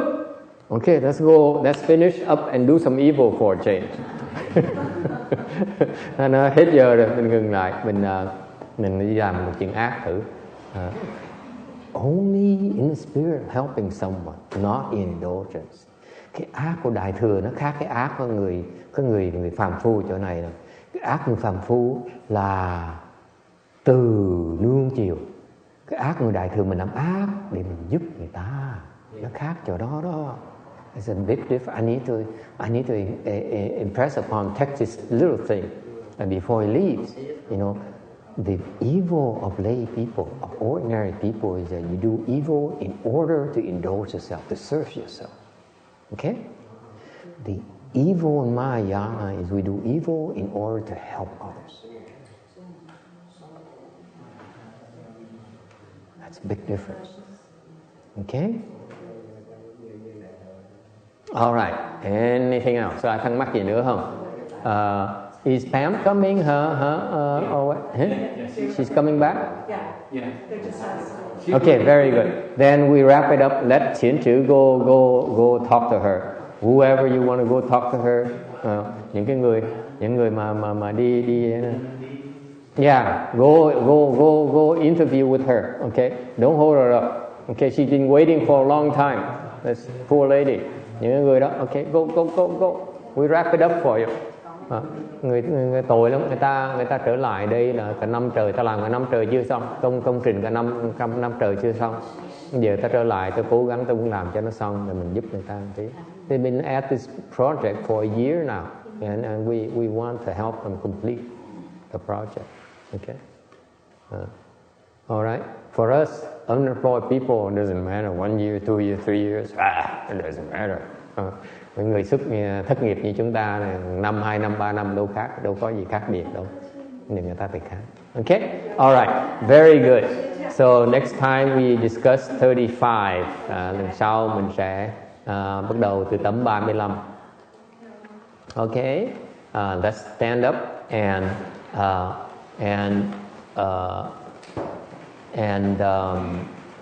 do the transference. And then do the reverse transference. Okay, so CNC now. The first thing we do is we do a reverse transference here. Okay, and then we do the reverse transference. Okay, all right, very good.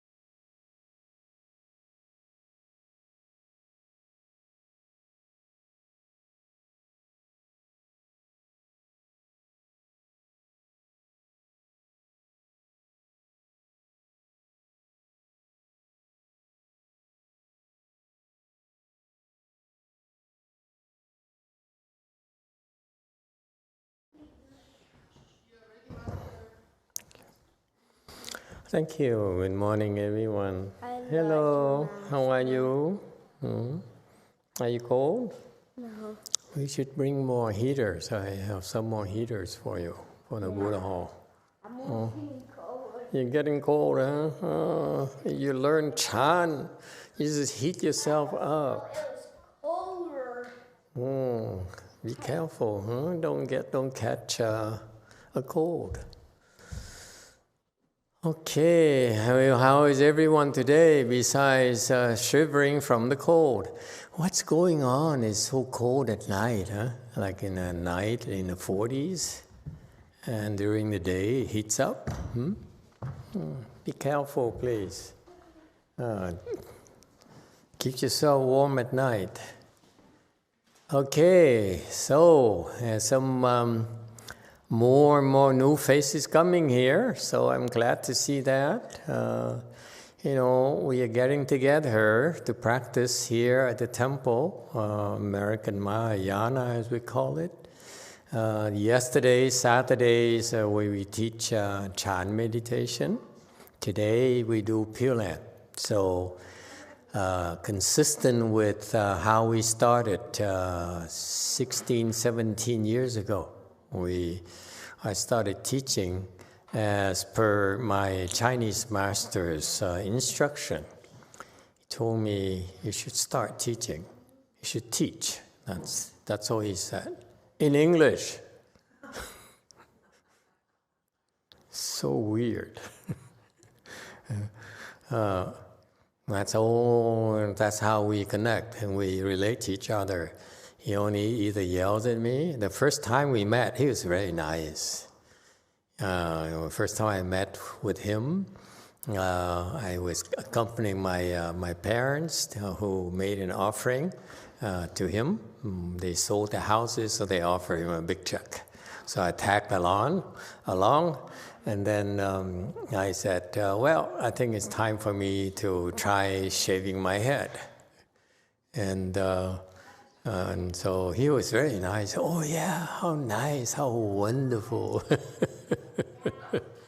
He has this beautiful, beautiful smile. He's like so happy. I didn't know why he was so happy. Until I shaved my head. That's when he abandoned me a few months later, 4 months later to be exact, and then life became hell for me for several years. And during those several years, the only time he talked to me, like 4 or 5 times, he's always yelling at me, And then I cultivated, and then I was so happy, when you meditate, it's so blissful, it's so peaceful. It's nothing like it.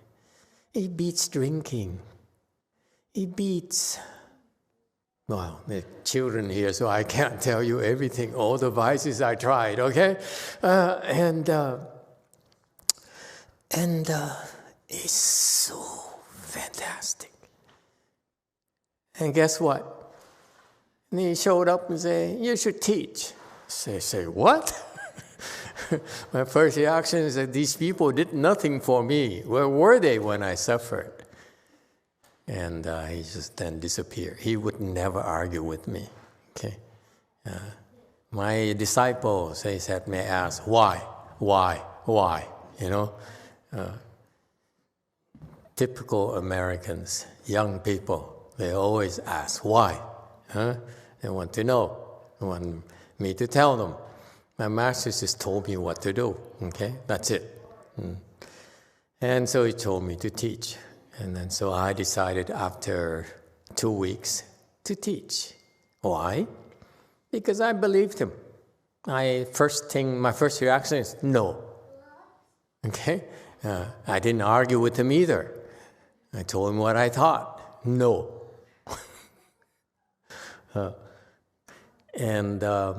But 2 weeks later, I said, no, he did things for a reason. So I should teach. So I decided to teach both Chan and Pure Land because no one was doing it. Chan, because we excel at Chan. The Wei Yang lineage really is very, very good at Chan.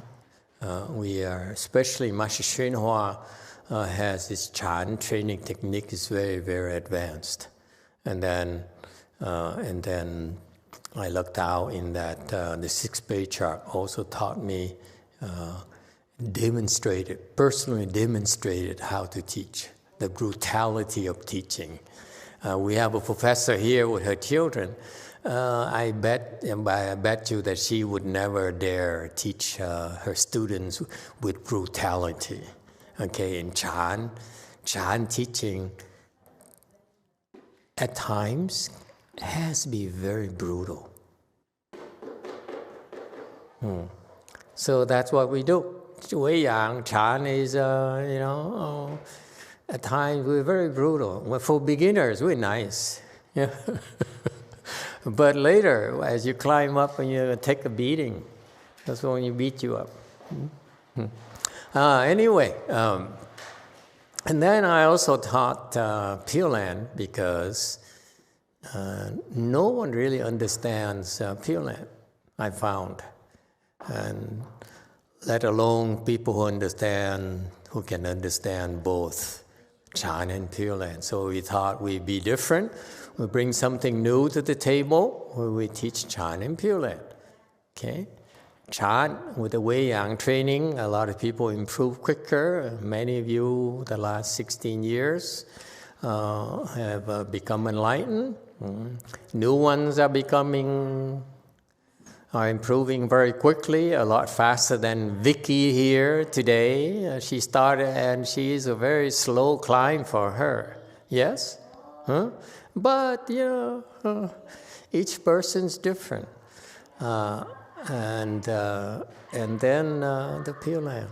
Pure Land is a very special thing, actually. I find Pure Land to be very fascinating, very wonderful. Why is that? It's because in Buddhism, we study Buddhism, we practice Buddhism in order to try to get out of the wheel of reincarnation. We've been cycling through this reincarnation thing here, lifetime after lifetime after lifetime. Some of my disciples, like the policewoman in Chicago. I like to say Chicago, but she doesn't live in Chicago. It's somewhere a little bit further away. Yeah, but Illinois for sure, half an hour away from Chicago. She says, in a prior life, what is it? She's connected with our kitchen manager. Yeah, Xian Tong. What's the rumor? Please remind us. Maybe Go Yin knows. You know what the rumor is? Xian Tong and Emily were like sisters, I think. Huh? Yeah. Please tell us. Two. I don't know about the detail, but yeah, they are the sisters. They're both sisters. Yeah. And Wan Tek Sunim, what happened to him? Wan Tek Sunim back there used to be what? They connected Wan Tek Sunim too. Did you know that part? I didn't hear about that. Oh, you didn't know that part. Someone who knows that part. Xian Shun, she knows everything. Tell us, number 9. What's their story among those 3 people? Huh? There was one Fochi, I think the last Fochi that Emily was here. And I think Wan Tek Sunim was the Wei No. Yeah. And Emily, for some reason, just kept I'm not exactly sure, but I think she kept getting images he like anger or something like that. And later she told me that he was a warrior and he was very cold and he killed her. So in a prior life, okay, that monk right there behind you was a warrior and he killed a lot of people. Now he's no longer a warrior, but he's still cold. She said he's not as cold as he used to be. He's actually very nice, and she's a little disappointed. I see. So that's how they connected. That monk here killed Emily. Now Emily is here. We're not sure why. And she's a policewoman. Two people. She's good with guns. She carries a gun to work. One tech, Suni, huh? She said two people from the heavens pushed her down, and so she was reborn. Here, and she wants to go back up because someone got the blame for her. Took the blame for her. Took what? Took the blame for her. For pushing her down. No, I think someone pushed her down, and because she never returned, someone took the blame for her, and she wants to go back to clear that up. Okay, good luck with that. And what about her connection with Xiantong? Xiantong was her sister in one life, and Rinpo Xiantong helped her garden, taught her how to garden and stuff. And one day she went out and just never returned. Is it clear? You see how Xianchun tells stories? She tells her how she taught how to garden, and then one day she left and never returned. Which she do you think she's referring to? Rinpo Xiantong never returned. That's what I thought. Yeah. So that's what Xiantong still does. You ask him, Xiantong's mommy, Xiantong left mommy too and never returned. She enlisted in the Navy. Just like that. Huh? You see? My point being that we gossip a lot at this temple. You probably have noticed. And what about Francis? What's the relationship? Frances is her sister in this life. And growing up, Frances followed her everywhere. And Frances recently told me she wants to die wherever Rinpo Xiantong is buried. She wants to be buried with her. Okay. Okay, now you heard it all here at Wei Mountain Temple. So the point here, you may not believe in all these stories and about one tech being a violent warrior and bloodthirsty person. Look at him; it's kind of hard to tell, huh? But we cycle through this wheel of reincarnation. We die, we're born, we die, and then we're born again, a different body. Okay, and quite a few of our people have such knowledge, what we call knowledge of past lives. Okay, it's a quite commonplace in our temples. And so that's why we keep on being born somewhere, then live our lives and die and be born again and be born again and be born again. I don't remember my brothers and sisters and so forth, but I know I was born, I was once, geez, don't take this wrong, okay? I was once an emperor. And it makes sense because typically most monks and nuns who were emperors, it takes a lot of blessings to become monks and nuns, you know that? And in the old days, the senior monks were teachers of the emperors. And you see, it makes sense because in order to teach an emperor, you have to know how to be an emperor. And therefore, it's not surprising at all. They used to be emperors themselves. You see? So anyway, more gossiping, if you will. Okay? And so that's all I remember. All the bad stuff I don't remember. I just remember being an emperor, driving around probably in a red coach. Of course, what else? Well, anyway, so this nonsense here. Sometimes we're born in a good thing and a good life, and next time we're born in a bad life, and so forth and so forth. We cycle through. There's no control whatsoever. So that's why the Buddha came and said, you better be aware of this. It's very dangerous because you've been doing it for so long that you get used to it. Okay? You're born here in our world because you don't mind suffering at all. Get used to suffering. You can endure suffering. So that's why he says, I'm here to teach you. Either to become enlightened, and then will end your revolving on the wheel of reincarnation, will end the birth and death. Or you can go, the other option is go to the Pure Land. Not any Pure Land, because the universe is populated by two kinds of galaxies or worlds. We call it worlds. Okay? A world that's pure and a world that's impure.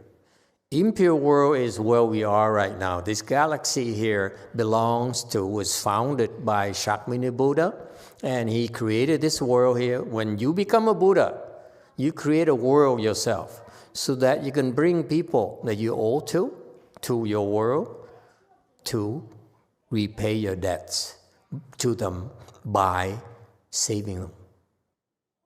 Is that clear? This is what happens in Buddhism, okay? You become a Buddha, so now you have your own world where you can now bring all the people, your creditors, to your world, and so that you can help guide them to become a Buddha themselves, okay, or God if they wish, okay, whatever, okay, whatever you wish, we'll help you. Yeah. And so that's impure. It's called impure because it is full of greed. Everyone who's born here has the three poisons: greed, anger, and stupidity. Okay? And because of your three poisons, you suffer. Okay? And that's why this world is impure. Whereas the other kind of galaxies or worlds are the pure worlds, where there's no suffering whatsoever. Okay? It's no, because of greed, anger, stupidity in this world here, we have the three destinies, evil destinies, the hells, the hungry ghosts, and the animal realms. That's where a lot of suffering. So in Buddhism, if you learn Buddhism, the first thing we teach you is avoid falling to the three lower realms. Okay? It's very important. Once you fall to the three lower realms, it takes forever for you to get out. Forever, practically. It's a lot of suffering. Think about it. Okay? If you want to have an idea what the hell is like, I've been to prison a few times. Not the way you think.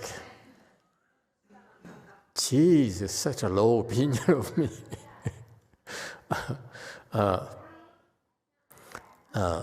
And I was there for a few times visiting someone, and the suffering there is incredible. I walked in and said, whoa, I thought I was suffering with my depression or by being bipolar, extreme bipolar. I thought I was suffering until I walked into the prison. I said, wow, this is suffering, folks. Okay? It's so much suffering there. Okay? And the hells are a lot worse. infinitely worse than life in a prison here. You find out. I know you don't believe me. I found out myself. I went to the hells myself. I'm pretty sure. I did. Okay? One life you're an emperor, next life you fall to the hell. That's typical here in the Sahara world. We have zero control over where we're going to go next. Zero. Unless you cultivate, you have no control whatsoever. Okay? Yeah. And so the pure world are the world that's you have no hells, no ghost realms, no animal realms. That's why you will not have to worry about those types of sufferings. There's no sufferings whatsoever. And that's why it's so desirable. That world there is many of them in the universe. In what we call in Buddhism is called Dharma realm. Dharma realm is a jargon for universe. Okay, so Dharma realm has two types of worlds. Pure, we call it land, pure land or impure land. They are, mixed up, all jumbled up. Okay, and if you study the Avatamsaka Sutra, you learn more about it in one of those chapters. Okay, Avatamsaka Sutra is the top-notch Buddhist sutra that explains you more, tells you more about the nature and the composition of the universe. So this afternoon, okay, we'll be lecturing on the first chapter. Okay. Anyway, so you go to the impure world, in particular, this impure world. I'm going to go to this pure land. The best one that's most suitable for us is the Western Bliss Pure Land, Amitabha Buddha. This Buddha to my right here, behind me. Left is Medicine Master Buddha. He's also have a Pure Land himself. And Amitabha Buddha. Okay, now, for us, residents of the Sahara world, it's easiest to go to his Pure Land. Okay? Because he created his Pure Land in order to make it easier for people like us to go there, living beings like us, whether you're an animal, whether you're a ghost, you still have a chance to go there yourself. All right? Let alone us living beings, human beings, or gods or sewers or so forth. Okay. Now, Amitabha Buddha Pure Land is the easiest to go there for us, and that's why we advise all of our followers to go to the Pure Land. Try to go to the Pure Land. Okay. Once you go there, you're born there, then in one lifetime you become a Buddha and you will never suffer again. If you go there, you'll never suffer again. That's why it's so wonderful. It's the best thing that could happen to you. It's the best thing that could happen to your loved ones. Okay, that's what the Buddha taught. Okay, so this Pure Land thing we're doing is to help you, to remind you, it's such a great place. So by all means, when you practice Pure Land, that's don't miss this chance again. Make sure you go there at the end of this lifetime. Okay? I hope to see you there. Okay? At the end of this lifetime. Okay? Yeah. So that's what, to us, American Pure Land is about, making sure that we maximize our chance to go there and don't fool around here. Don't get out of this wheel reincarnation. It's a lot more suffering you want to that you can cope with. Okay? When you go to the Pure Land, it's called Anyang. Okay? In Chinese. So the Western Bliss Pure Land is what is known. Another name is known for Western Bliss is because it's to the west in the universe, this is our Solar world here. It's to the west of Solar world. It's about 10 billion galaxies away. It's pretty far. So that's why the only way to get there is via Amitabha Buddha's power. That's it. No one else can help you. Okay? So that's why the Pure Land Dharma door is the door that we practice, and so that at the end of your life, hopefully we can ask Amitabha Buddha to come and help bring you back to his Pure Land. Is that clear? Okay?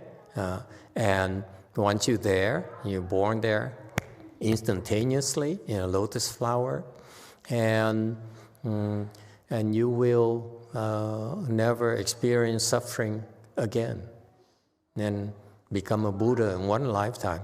So that's why, and it's very blissful there. So now, that's why it's called Western Bliss Pure Land. Okay. The other name is known as An Yang. Okay. An is Chinese people. An. Yeah, okay. Person in the back. Peace and safety. Peace and safety. Why you have to steal all my thunder? Okay. Safety. I'll talk about safety first. Okay. Safety, because you will be safe. You don't have to worry about falling anymore to the 3 lower realms. Okay? In the Solar world here, if you stay here, the chances of you falling after this lifetime are very, very high. Particularly, you'll find people like me down there in the hells. Most monks and nuns fall to the hells. They don't talk about it. We don't talk about it, but it's the truth. Okay? Monks and nuns fall to the hells. Why is that?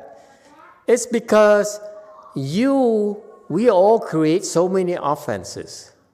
Okay? We do a lot of evil things. And in particular, you only have 5 precepts. When you violate them, your chances of falling are pretty good. Okay? I have 250 precepts. The girls there, they have 340 precepts. So who do you think is going to fall easier for them to fall? Huh? The girls, and then the boys, and then you. So that's why the hells are heavily populated by monks and nuns. It's a fact. Okay? Yeah. So the chances of falling here in the Solar world are so high. It's not safe at all.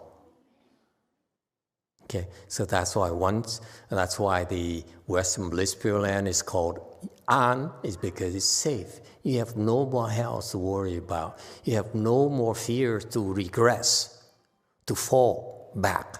Here, bodhisattvas who are enlightened, I notice they regress too. Oh, excuse me. That's cruel. People regress here. The only people who don't regress are Buddhas. But when you go to Western Bliss Pure Land, you don't regress ever. Okay? So that's why it's safe. Okay? You will not fall, you will not regress. Is that clear? Okay. What about that's An? An is safety and peace. Bình an, peaceful. So peace is because it's very peaceful there. Okay, no ghosts, no troublemakers there. Everyone is well behaved. All right, no kids, I don't think. Kids don't behave, do they? Huh? All right. Yeah. Is that clear? So Bình an is safety and what was that again? And peace. Yang. Yang is what? Chinese people. Vietnamese people. What's that?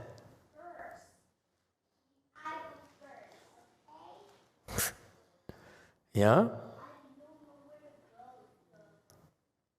Yang means to raise.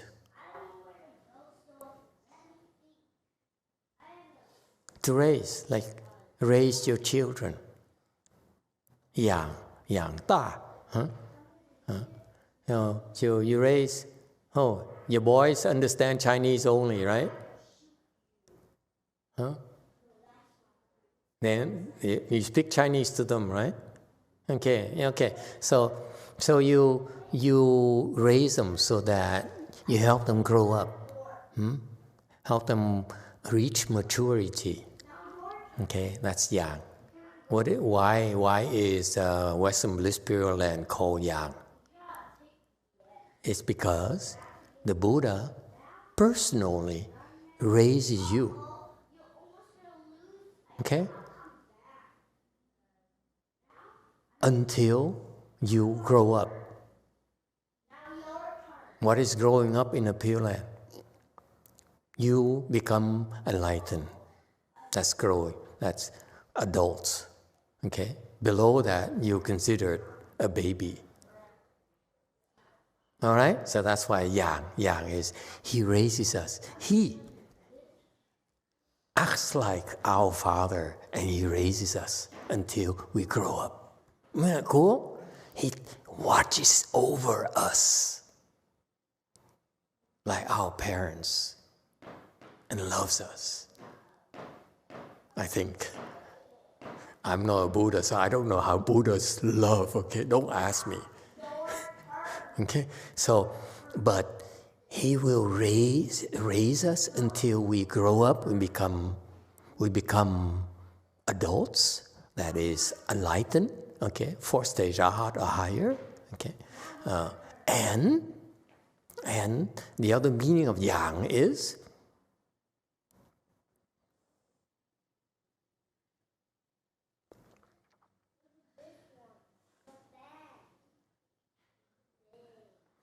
you can tell when Xian is being attacked by the depression ghost, okay, is when her lips go like this. I can't do that because I'm not depressed. I'm not as depressed as she is anymore. You know, Xian, you notice that? That's depression. She being, the depression ghost got her. That's why. I look at her. Okay, so yang is to care. Okay, so he raises you until you become mature, become enlightened, then he cares for you until you become a Buddha. Bodhisattvas too, enlightened people too, need caring, need to be cared for. Did you know that? You think you become enlightened, that's it? You retire or something? No, you become enlightened and the Buddha now has to take care of you because no one else can. That's the message. After you become enlightened, the Buddhas pay attention to you. Yeah, those are my elder children. Now I need to take care of them. Yeah, you bet. Isn't it cool? If you become enlightened, let me repeat, the Buddhas will take care of you. Now everyone wants to become enlightened.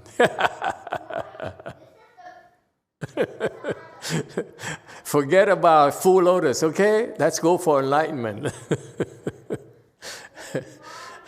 Okay, so in the Western Bliss Pure Land, You go there. He will teach you. He teaches you, raises you until you become mature. You become enlightened, and then he takes care of you until you become a Buddha. Yeah, cool. You're all taken care of. All right. So that's why it's highly desirable. It's the best thing that could happen to anyone. Best thing could happen to the people you love. Okay. That's why we practice Chan Pure Land. For those are the reasons. Any questions? Yes, sir. 3. If one comes back from the Pure Land to save loved ones, is not the danger to retrogress? I'm sorry? If one comes back from the Pure Land, is sent to the earth again from Amitabha Buddha, by Amitabha Buddha, is not the danger to retrogress again? It's not dangerous to what? To retrogress, to regress. Retrograde. Regress. There's no retrograde. The nature of Western Bliss Pure Land is that no one regresses anymore. Contrary to here, we regress. I saw my Shishingon disciples regress like crazy. It's pitiful. Enlightened people regressing, what a pity.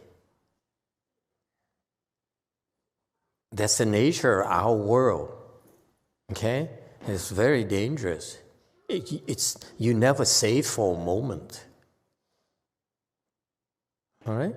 Yes, sir. 4. Master, when you say regress, you mean that they get caught up in the 3 poisons? No, regress means that we measure your status, your stature in the universe is based on your samadhi level.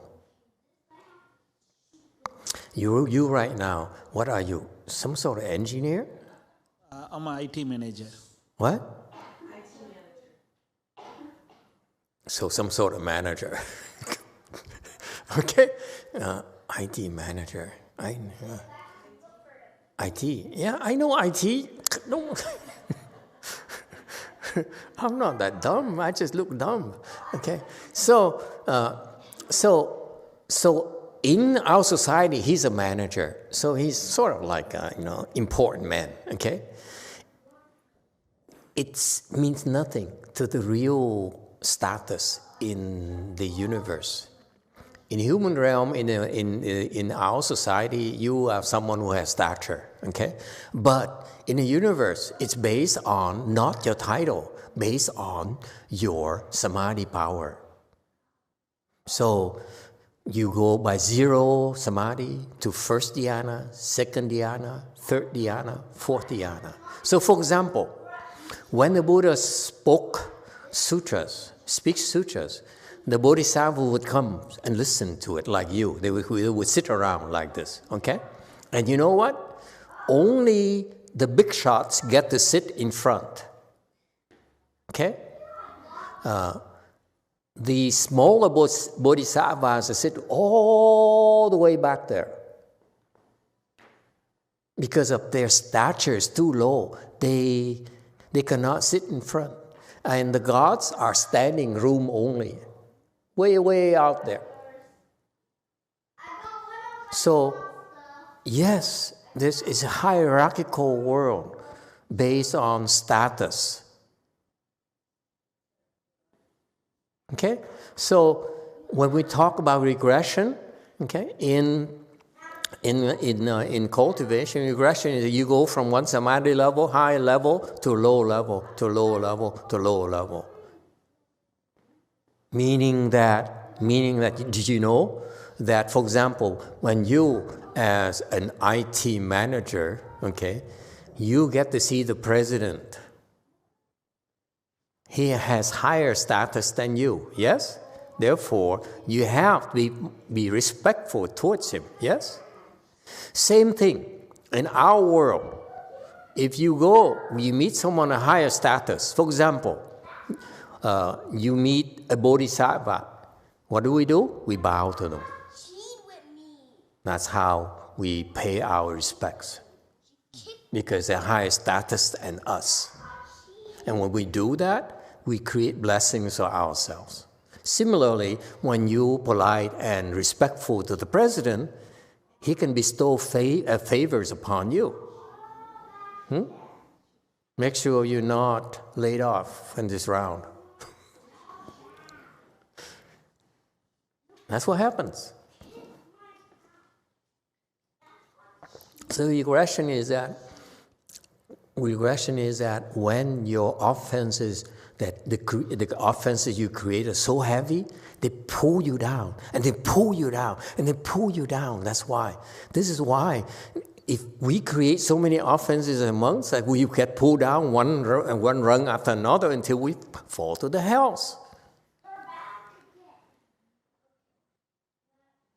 It's not as glamorous as you think. It only looks like nice right now, but at the end of life, it's not, something to look forward to. This is why, all I care for is maybe a red car, enjoy myself until... Never mind. Okay, so that's regression. Thank you, Master. You're welcome. Anyone else? No? Okay, then we take a break. And let's come back in 5 minutes and do the lunch offering. Thank you, everyone.